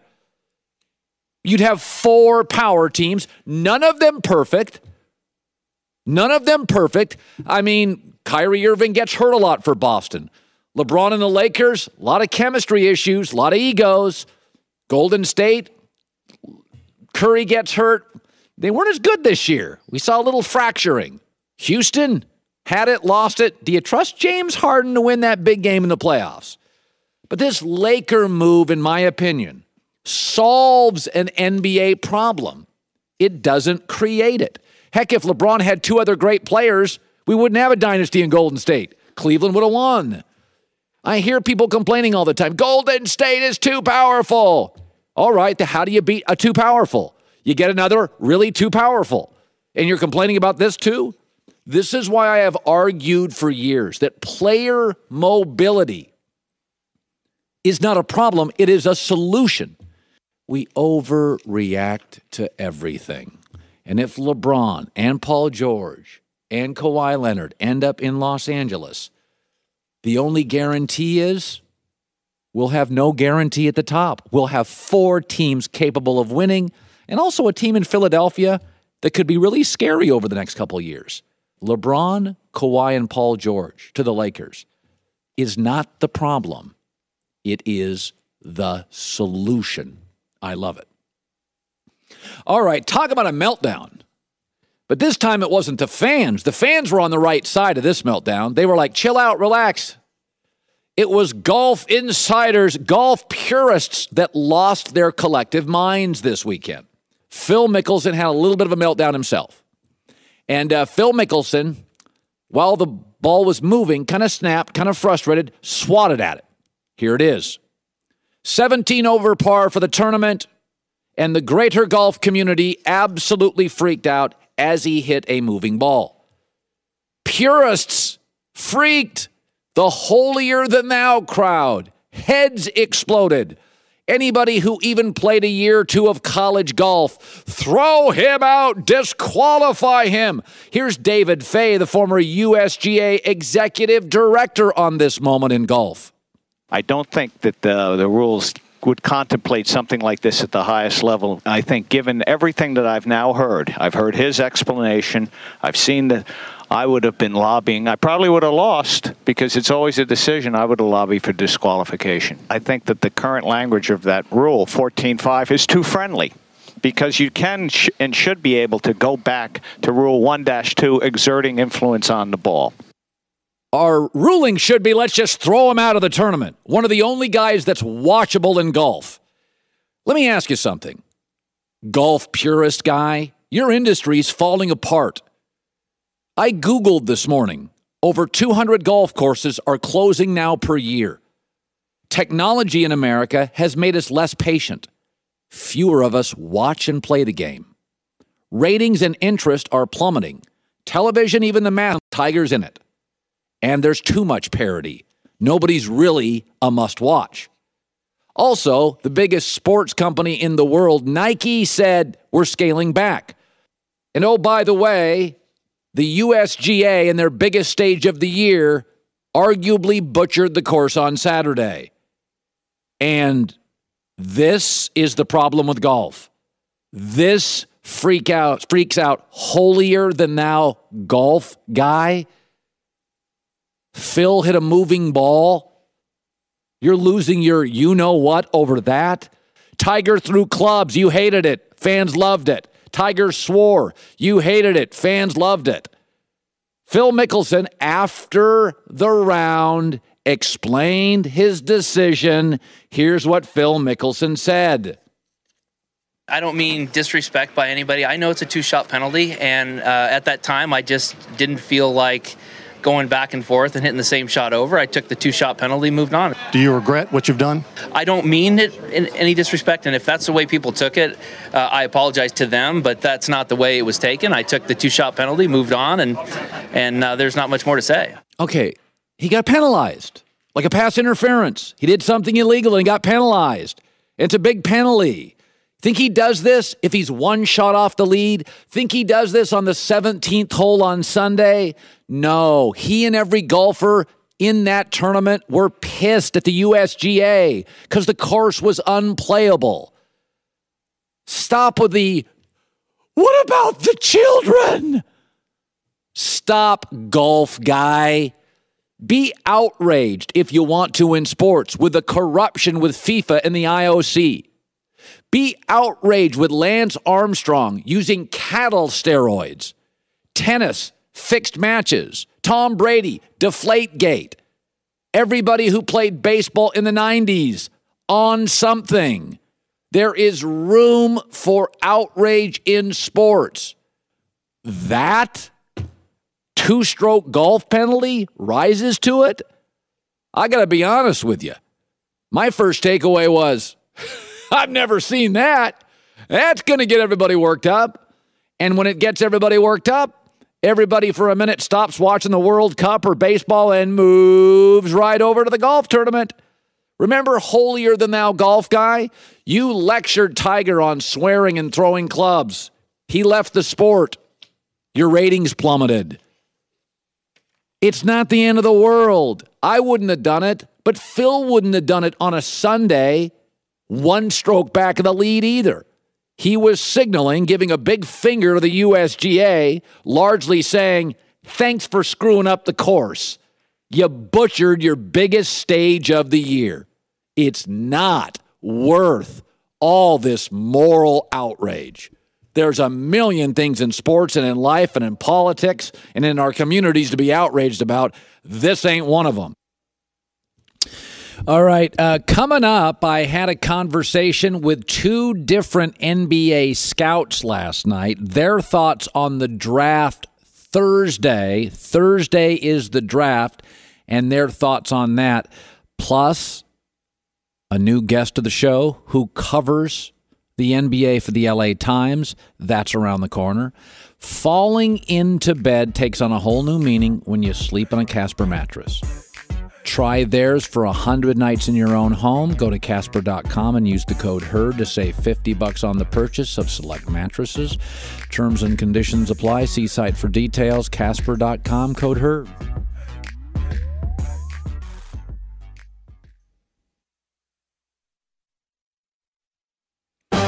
Say goodbye to the grocery store and hello to HelloFresh. Healthy ingredients, easy to follow recipes, shipped to your door. Limited time, $30 off your first box. HelloFresh.com/Colin. Free shipping to HelloFresh.com/Colin. The NBA draft is coming up Thursday.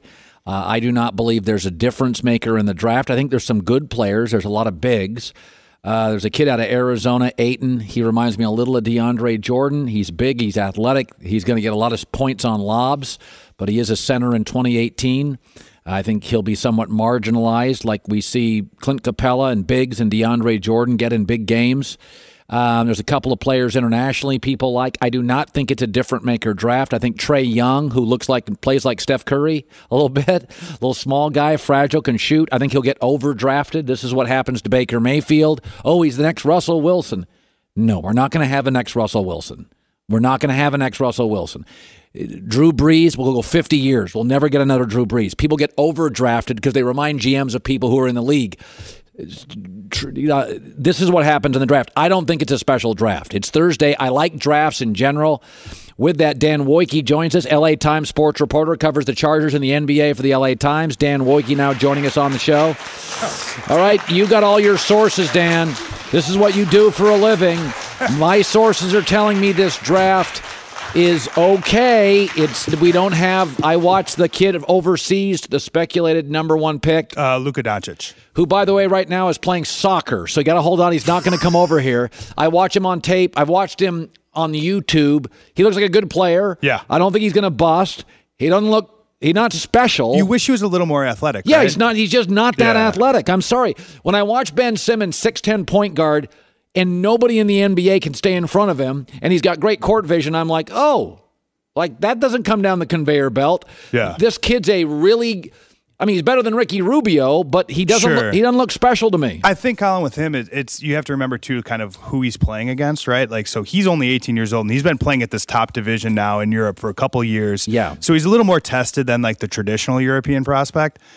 There was a clip that kind of made the rounds during the conference finals when I was out, I think I was in Houston, and it was he had a step back three that kind of had everybody like, oh, wow, like, he stepped back to an NBA distance. He looked kind of like Harden, and it's like, I just wish it was faster. That's my takeaway. He doesn't pop athletically. Yeah, and it's hard, like there was another clip of him, I think, trying to dunk in warm-ups, and I don't want to say he looked strained, but it looked kind of like me trying to like grab the net, like hit the backboard a little bit. Yeah. Where I just wish it was a little bit more. Now, he's played a ton of basketball in a row, and I think that's one thing. I think he's played like 18 straight months or something. So maybe that's kind of the wear and tear of that. That's a unique mileage situation. The NBA schedule may be even easier for him. But Dan, it's one of these things. I said this the other day. I was talking to a friend. And you don't have to know soccer. Sure. You know how American soccer fan is. It's my sport. It's not yours. Don't have an opinion on it. They're easy to find. They're the guys in the scarves. Yes. Yeah. I watched Ronaldo enjoy it. Literally, it lasted 10 seconds. He got the ball in the left wing, and his acceleration at his size. He looks different. Yeah. And the ball stuck to his foot. It's like, okay, who put the super glue on his cleats? And it was 8 seconds, and then he passed the ball. But in the 8 seconds, you're like, oh, holy hell. You don't have to... Special, messy, ball on foot. My thing is when I watch these guys, I like the draft. I watched the combine this weekend.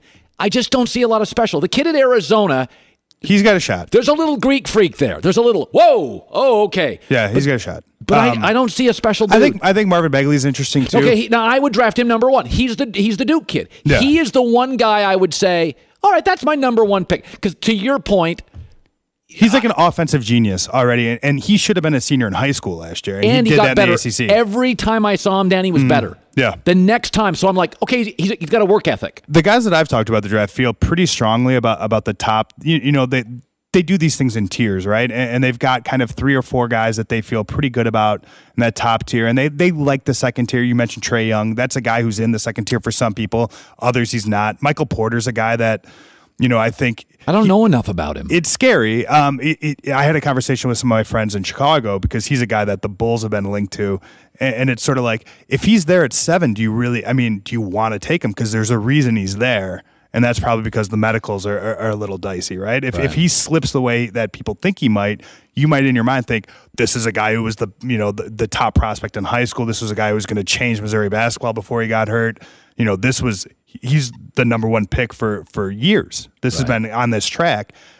Why is he there at 7? And it's because 19-year-olds that have back problems, like, that's scary. That's really scary. Dan Woike was at the conference finals, covers for the LA Times, the NBA, and the NFL. When you were at the conference finals, every NBA writer that matters in the world is there. Every NBA voice that matters. The Kawhi Leonard situation, it feels like Pop misjudged his personality, got a little tough with him, and Kawhi and his uncle are like, we ain't playing that game. I mean, and that's how Pop deals with everybody, as people who've had the good fortune, I guess, or the bad fortune to ask him questions before and after games. The tough love from Pop can come in a lot of different ways. Right. He's very direct. He doesn't sugarcoat stuff, but he does treat people like, I think what's made him a good manager of personalities over the years is he does kind of treat people to the way they want to be treated. It takes a special kind of coach to connect with Steven Jackson and Tim Duncan, right? Yeah, like two polar opposite personalities, and he's done that. I think the Kawhi Leonard, like kind of the divorce in San Antonio, is something people in NBA circles have seen here for a little while. Why? I just think that, it's not the type of town that necessarily people want to come up and be stars. And they were in a unicorn situation, right? Where they had the perfect mix of the perfect players at the perfect time, and Tim Duncan, Manu Ginobili, Tony Parker, guys that all took less to stay. Yeah. You know what I mean? That doesn't seem like a modern Manu NBA was a later situation. pick, and Tony's a later pick, and Duncan has the perfect kind of Michael Thompson personality, although, he was obvious. But there is something to be said about they got the perfect mix of a rough, rigid, tough coach and coachable players. Yeah, it was a coach who's interested in worldly things, and it was a worldly team. It just all made sense. And I think, when I've seen the Spurs over the last few years, it's, that's not something they're going to be able to recapture. That version of the Spurs. That's interesting. So it was lightning in a bottle. I think so. I mean, I think it was perfect timing, right? I mean, this is a team that has the good fortune of, and look, they helped it, but they lose David Robinson for a season to an injury, and they end up with the number 1 overall pick, and it ends up being Tim Duncan, the heir apparent to one of the great centers of a generation. I think Kawhi Leonard is in an interesting situation right now where he can kind of dictate. Oh God, at least where he wants to go now. Look, that doesn't mean they have to trade him there, and I don't think the Lakers can offer the best package. They can't. And I don't think the Clippers can either. But Dan Woike joining us covers the NBA. But Dan, I got to give him credit. Yeah. Aaron Rodgers is the best player in the NFL. He's trapped. Kawhi Leonard says, I just want to go to the Lakers.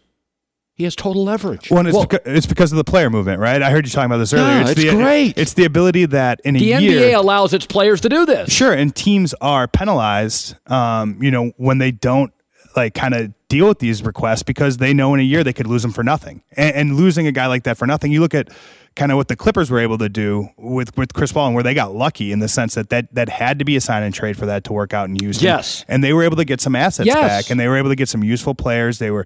now whether or not they did a good job with those assets is kind of still up in the air. I mean, they got the 12th and the 13th pick. They've got their big, and they've got Lou Williams at a very good post-market deal. Clippers are not in a terrible spot. Not at all. I mean, I think they can they're in sort of the choose-your-own-adventure portion of their franchise where they can go rebuild, and they've got the pieces to even get younger and more exciting that way, or they can try to contend again. Now, whether or not I don't think Kawhi Leonard on the Clippers changes kind of their trajectory. I think they're, sort of back where they were as a playoff team, but not a team that can beat the Warriors. I think what makes Kawhi most interesting is sort of he seems like a very packageable superstar. Like he can be with someone else because he doesn't need to dominate the ball. He's a willing defender. He does all these things great. And he's sort of the perfect player to go up against the Warriors because his length allows him to switch on everybody. He's been a problem for them in the past. And I think he helps you kind of beat Golden State. Let's do a guessing game. Oh, boy. Dan Woike is joining us, LA Times NBA reporter.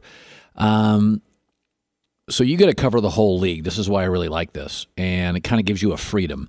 Mm-hmm. So I just say to you, Paul George, where's he end up and why? I think he's a Laker. I think it kind of, I got the sense around the All-Star game, kind of that being sort of in that spotlight. LA had no Los Angeles All-Stars this year.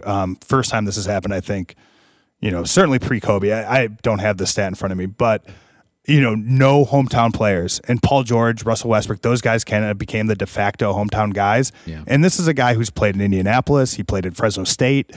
He played, in Oklahoma City. He has a house in Calabasas. I know. To be in Los Angeles and to kind of have all the attention and to have sort of the spotlight on him on such a big stage, it felt like that maybe mattered a little bit. Now, I think when I look at kind of that team, Oklahoma City is still an interesting destination for him, and being paired with Russell Westbrook, I do think they're a good match. I think that the rest of that roster needs some work.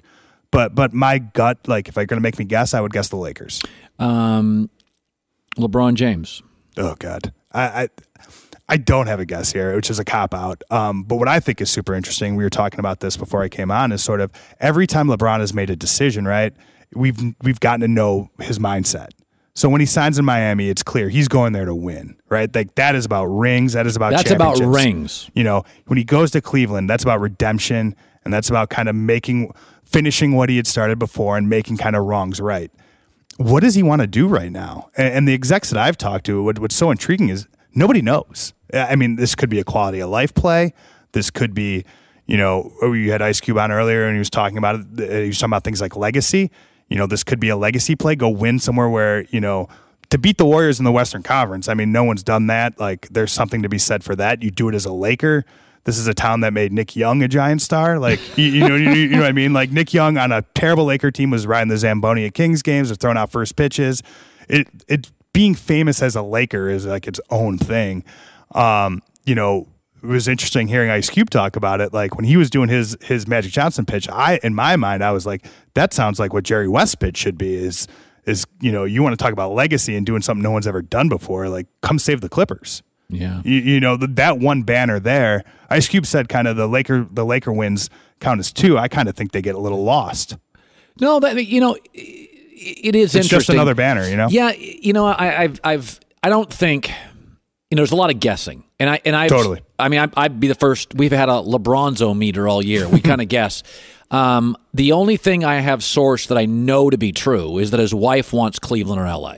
Yeah. I have been told that by people within LeBron's circle, which is, listen, man, they got houses in Cleveland, houses in LA. LeBron knows where to go, where to hide. If he and his wife want to hang out and not be seen, they have the right restaurants. That works for them. That works for their family. She doesn't want to go to. Those are the two best quality of life kind of options, I think. Yes. And so that I know to be true.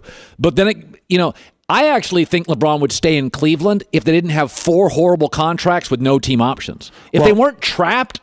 Or, by the way, if Kawhi ended up in Cleveland, I think LeBron would stay there. I was going to say Kawhi is the kind of the interesting X factor for Cleveland because they have that, I think, number 8 pick. I believe. Right. I think that could be Trae Young. It could be Michael Porter. It could be, the draft people I've talked to kind of like that tier of the draft. They think they're a real good career guys there, like 10, 15-year starters, in that tier of the draft. Yeah. So you can package that with a guy like Kevin Love, and maybe you can get Kawhi Leonard. You can add some younger players to that too. You can add some future picks, but they do have that Brooklyn pick is an interesting asset there. I think the basketball team that makes the most sense for me still is I look at Philadelphia and I'm like, boy, you put a veteran on that team, and that team's in the finals. Think again. about this. Easier path. Think about this. Dan Woike joining us, LA Times NBA guy. If the Sixers, everybody talks about the process, and I joked all year. I said it's got a cool name. Yeah. The Lakers doesn't have a name, but they won 35 in the West, which is like winning 45 in the East. Sure.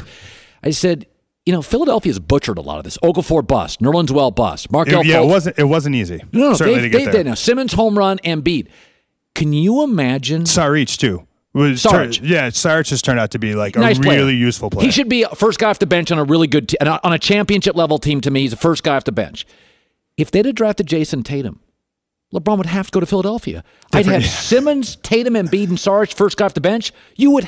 By the way, J.J. Redick can outshoot threes. You would have to go to Philly if you were LeBron. I was in Philly for a couple games writing about J.J. Redick, former Clipper, a guy I've gotten to know well over his career, and watching that Sixers team and kind of, how they're simultaneously the argument for and against tanking at the same time, because you mentioned all the picks they got wrong. A lot. But where they were smart is they cut bait, too. Very quickly on the Michael Carter Williams. They got rid of him. Yeah, you won the Rookie of the Year, and they're like, we're going to move this on for a first-round pick. And people are like, what are they doing? And it's like they knew. Okafor they kind of bungled that trade, obviously. But that was a guy that they could have gotten value for. Nerlens Noel, not their guy. They moved on. And I think the credit to them is what they did is they know that it's an inexact science. And so they gave themselves as many cracks at it as possible to try to get the right guys. And you're right. And they end up hitting 2 home runs. Who knows about Markelle Fultz? Another guy that, if you want to talk about trading, is an interesting trade chip. People think that maybe he's fixable. Obviously, it was a guy that was in the top. Makes me nervous, certainly. I would rather have had Jason Tatum. I would rather had Mitchell there, obviously, and with the power of hindsight. First of all, this drafting thing, Belichick whiffs a lot. I mean, yeah, for sure. I mean, the reality of this, smart guys in the NBA have missed. I can remember when people thought Jimmer Fredette couldn't play. And I remember watching him in the tournament. I'm like, who's he going to guard in the NBA? But I mean, so I knew smart people were like, oh, no, he'll stick. 3-pointers getting hot. I mean, it's tough. It's finding out kind of, Draymond Green was a guy I felt really passionate about as someone who spent time around Michigan State and watched a lot of Michigan State basketball. That was a guy I was pretty positive was going to work. But, that's a guy who had to go into a perfect situation at a perfect time. Again, for a bunch of grown-ups, high IQ team where he can be a little loony. And Mark Jackson worked for him early in his career, yes. And then should get a lot of credit for kind of developing that team's defensive identity. I think Jamal Crawford tweeted about something about, he was watching the playoffs, and Jamal's as good of a person as anybody to kind of talk NBA with. Yeah. And I think there's 5% of the league maybe where any situation, you put any uniform on, and we've talked a lot about these guys, and they're going to be fine, right? Kawhi is going to be fine on whatever team he's on. Klay Thompson works. LeBron's going to work anywhere. Yeah. Paul George, for the most part, is going to work anywhere. The rest of the league, situation, it's opportunity. And putting guys in the right situations, which is, look at the way the Warriors and how they've built their team and how their role players have not succeeded elsewhere. Hey, Dan, I like Jason Tatum. But look what Brad Stevens did to Avery Bradley. He goes to Detroit and gets worse. He's supposed to be more of a guy. He's less of a guy. Isaiah Thomas, career ends. I think Tatum's a 5%er, though. I've seen enough of him. I think he's a 5%er. I think I'm with it. He could be. But I was talking to Ryan Russillo. No, was it Russillo? I was talking to an NBA guy the other day, and I'm like, we all love Jason Tatum. If he's on Orlando, we don't see him play all year. And he averages 12, not 14. I'm like, he got opportunities. Yeah, everybody was hurt. I think, and being in that locker room and kind of talking to that team specifically, and I wrote something about Brad Stevens and kind of the three things that worked for them, right, was you have a terrific coach, you have a terrific veteran in Al Horford, a guy who's willing to not score, who counting stats don't really matter to. Totally get it guy. Yeah, and just makes everybody else's job easier. And then you have a team that was like shock tested in the first 5 minutes of the season. Like, here's an idea. You've got a plan, right? You spend this whole summer after free agency, you're the Boston Celtics. You're excited to move forwards with a team built around Kyrie Irving, Gordon Hayward, Al Horford. And 5 minutes in the season, you see Gordon Hayward's leg explode on the court. And you're like, what do we do? And that was a team that never really backed down. They started winning after that. I think so. When Kyrie gets hurt later in the year and Terry Rozier steps in, that had that was like a team mentality. And I think Brad Stevens deserves, and Danny Ainge deserves credit. But I like when, your 20-year-old small forward is willing to go try to dunk on LeBron James. Like, I like that he has that in him. That's actually the moment when you're like, oh, God, this will work, sure. Not afraid to shoot. Not afraid of moments. And I think that was sort of the hidden blessing in kind of their injuries. They were able to develop those guys this season. All right, Dan Woike, we just introduced our audience to him. Listen to him, read him, LA Times, NBA stuff. Good seeing you, bud. Good seeing you. Thanks for having me. Joy Taylor with the news. No. Turn on the news. This is the Herdline News. All right, a little NFL for you, Colin. The Falcons and Julio Jones seem to be in a bad place right now. He's skipping Falcons mandatory minicamp because he's unhappy with his contract, which is kind of weird because we don't really hear too much about Julio Jones, and he's a good team player, great wide receiver, obviously. But to make things worse, he's spending time with the new NFL Hall of Famer who will not be at the Hall of Fame festivities, Terrell Owens. They've been working out together, and according to the reports, this has Falcons front office a little uneasy.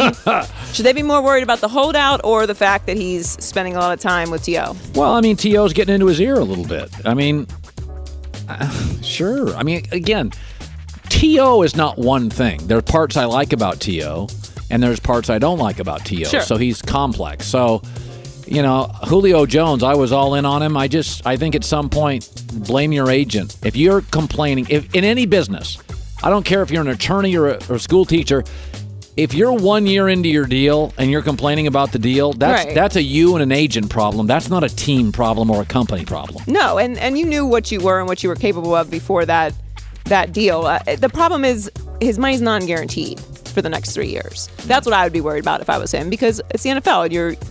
Hopefully it doesn't happen, but injuries happen. So, but he's not an unrestricted free agent until 2021. So he's probably just going to end up showing up, my guess.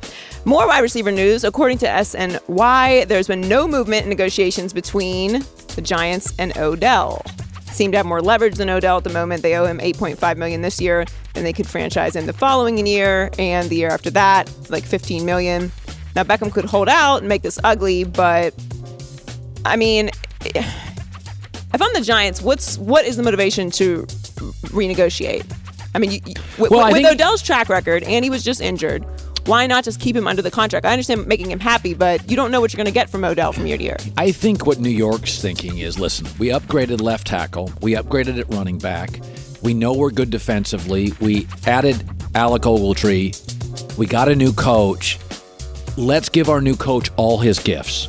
And I get that. Like, it's a fresh start. Let's give Pat Shurmur, instead of a controversy at wide receiver and a headache and a national distraction, let's give Pat Shurmur, boom, boom, boom, your team with Odell. And I think they got a new GM, they got a new coach, they got a new star running back, a new left tackle, a new linebacker. I totally get them thinking, God, last year was a mess. We had controversy. Let's just sign Odell and give our new coach a bunch of fresh new gifts. That, I think, is inertia that's real. I get that way of thinking. I love Odell. I think he's great for the league. I think diva wide receivers in general are great for the league. They are. It's drama and it's storylines, and especially in New York. They're not good individually necessarily for your team. No. They're great for the league. Great for the league. But something you were alluding to earlier with, the lawyers and such, I'm sure that these NFL players are looking at what happens with free agency in the NBA and our sport is a lot more physical. There's a lot more ways that we can, get cut. Maybe we should have a little different type of situation, use more leverage. The problem is CBA is what it is and the players union is what it is. So until you guys all negotiate together, this is what you get. This is what you get. Finally, Mexico opened the World Cup campaign with a stunning upset victory over the defending champions and world #1 ranked team, Germany. There could have been 15 goals in this thing. I mean, Germany had 9 chances in the second half, and they couldn't get one. Amazing game. And according to reports, seismographs in Mexico City registered some shaking right at the same time Mexico scored the only goal of the match. Potentially from everyone jumping around the city. So the population of Greater Mexico City is nearly 22 million people. So apparently everyone was watching and jumping at the same time, which is pretty impressive. And you mentioned earlier that the World Cup is very similar to S.A.S. football with the fanatics and the face paint. And World Cup is really, it's one of the most amazing sporting events to watch. Obviously, the U.S. men's team isn't in, but being at a bar, sports bar, watching. Oh, God. It's so different than the Super Bowl or any other sporting event you're gonna have because literally everyone there is rooting for the same thing, and you don't get that experience. Joey, it's funny about this. People on the internet think I need to convince them to like soccer or convince them that I do. It's like I like it, don't watch. I'll watch 90% of World Cup matches. I find it's SEC football. It's delusion, crazy, passion, intensity, nuts. And I mean, millions of dollars at stake, and it's lunacy. It's so much fun to me. In general, any sentence that starts with people on the internet, you should probably disregard anything that comes after that. Joy with the news. Well, that's the news. And thanks for stopping by. The Herd Lie News. If you shower, brush your teeth, make your hair look presentable. Dollar Shave Club, everything you need to feel, smell, look your best. Try the club today. DollarShaveClub.com/Colin. Coming up, might sound crazy, but I'm going to tell you why you don't want to win the NFL MVP award. That's next. Best for last.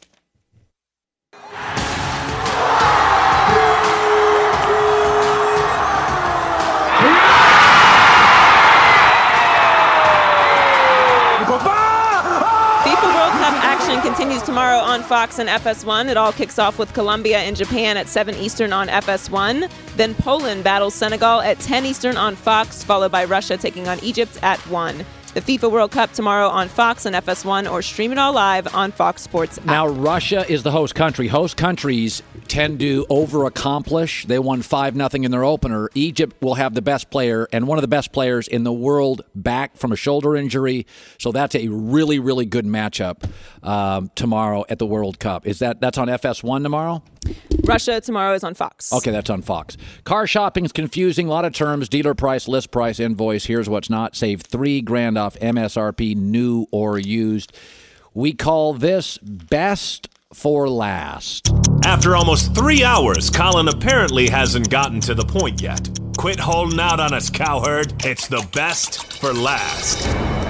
Well, last week, the odds came out for the 2018 NFL MVP. It's very exciting, right? If you're a fan, you've got to love this. Aaron Rodgers was the favorite. Brady, Wentz, Wilson, Big Ben, Jared Goff. Everybody's up there. But Aaron Rodgers, and this is according to Bet Online, Aaron Rodgers was number one. He was the favorite. Now, here's the bad news. The MVP doesn't win Super Bowls. In fact, let's go back to 2000. Marshall Faulk won the MVP, lost in the wild card. Kurt Warner following year won the MVP, lost in the Super Bowl. Rich Gannon, Steve McNair, Payton, Sean Alexander, LaDainian Tomlinson, Tom Brady, Peyton Manning, and the list goes on and on and on. Since the turn of the century, whoever wins the MVP does not win the Super Bowl. In fact, their record in the Super Bowl is about 0 for 10. Now, if you look at other sports, you could say, well, Colin, this happens in a lot of sports. No, the NFL's the only one. 5 times in college football did the Heisman winner, same season, win a title. NBA 5 times, baseball 3, hockey 2. NFL, schneid, nothing, nada, zip, turn of the century. This goes back to my Aaron Rodgers needs to examine other places to play. The MVP has not won a Super Bowl in 18 years, which is wildly surprising, I guess. Now, they've gotten to the Super Bowl many times, and they've just drawn an offer. But there you go. It's not always great to win the preseason MVP. It's not great to win the MVP. It means you're great, but there is some sort of thing going on. You also become a massive target. I don't know. Maybe that's just coincidence. Maybe it has something to do with if you win the MVP, there's an assumption that the team around you isn't quite on your level. That's right. We give the MVP to somebody who is really valuable and is elevated. Right. Yeah. Like Tom Brady this year. Well, I mean, listen, Ben Roethlisberger could have a great season, but it would be hard for me to give him the MVP because he has 2 world-class receivers, the best running back arguably in football, 2 Pro Bowlers on the offensive line, and a veteran head coach. And by the way, they led the NFL in sacks last year. It would be very hard for me to give Big Ben. I mean, seriously, Big Ben could have better numbers than Tom Brady, and you'd go, yeah, but Brady's doing it without a superstar wide receiver. Big Ben's collection of talent is outrageous. Right. So, I mean, there is something to be said that Big Ben, I think it's harder to win an MVP. He'll get the numbers, but there is a sense. In fact, Big Ben is 1, 2, 3, 4, 5. So Big Ben is 5th, but if you look at the people ahead of him, he's got better running backs than Aaron Rodgers, better receivers than Brady, better both than Carson Wentz, certainly better both than Russell Wilson. You know, Big Ben is the 5th favorite to win the MVP, but clearly has the most support around him. He has a defensive-minded head coach, which I think offensive-minded head coach, Kyle Shanahan, Sean McVay, and quarterback's kind of the better way to go, with Belichick being the exception on that. Tomorrow on the show, Baron Davis stops by. We had a great show today. Ice Cube came on, and then Gary Payton came on, the glove. Gary was fantastic. Gary's story is an American success story. It's just incredible. 10 kids, dad's a chef, puts him on the hill in Oakland. He's the young prodigy in the family and lives this American dream, goes to Oregon State, college player of the year at Oregon State, then goes to the NBA for a couple of years, struggles, and then becomes a champion, a trash talker, and one of the few NBA players that ever gave Michael Jordan fits. Little Gary Payton. And I can remember in Oregon State, he was scrawny. He was a little guy. He was really, in fact, his son's a good player. He's thin. He's got a kid now going to Oregon State. And Gary Payton's one of those kind of, when you grew up in the Pacific Northwest, we haven't had that many iconic athletes. Gary Payton's one of them. Russell Wilson's. I mean, in the Pacific Northwest, man, we've had Griffey, Russell Wilson, and Gary Payton. We haven't had a lot of them. Not a lot of all-timers. And we've had some great coaches. So tomorrow, Baron Davis stops by the show. On Speak for Yourself later today, go to theherdnow.com, theherdnow.com for more free stuff.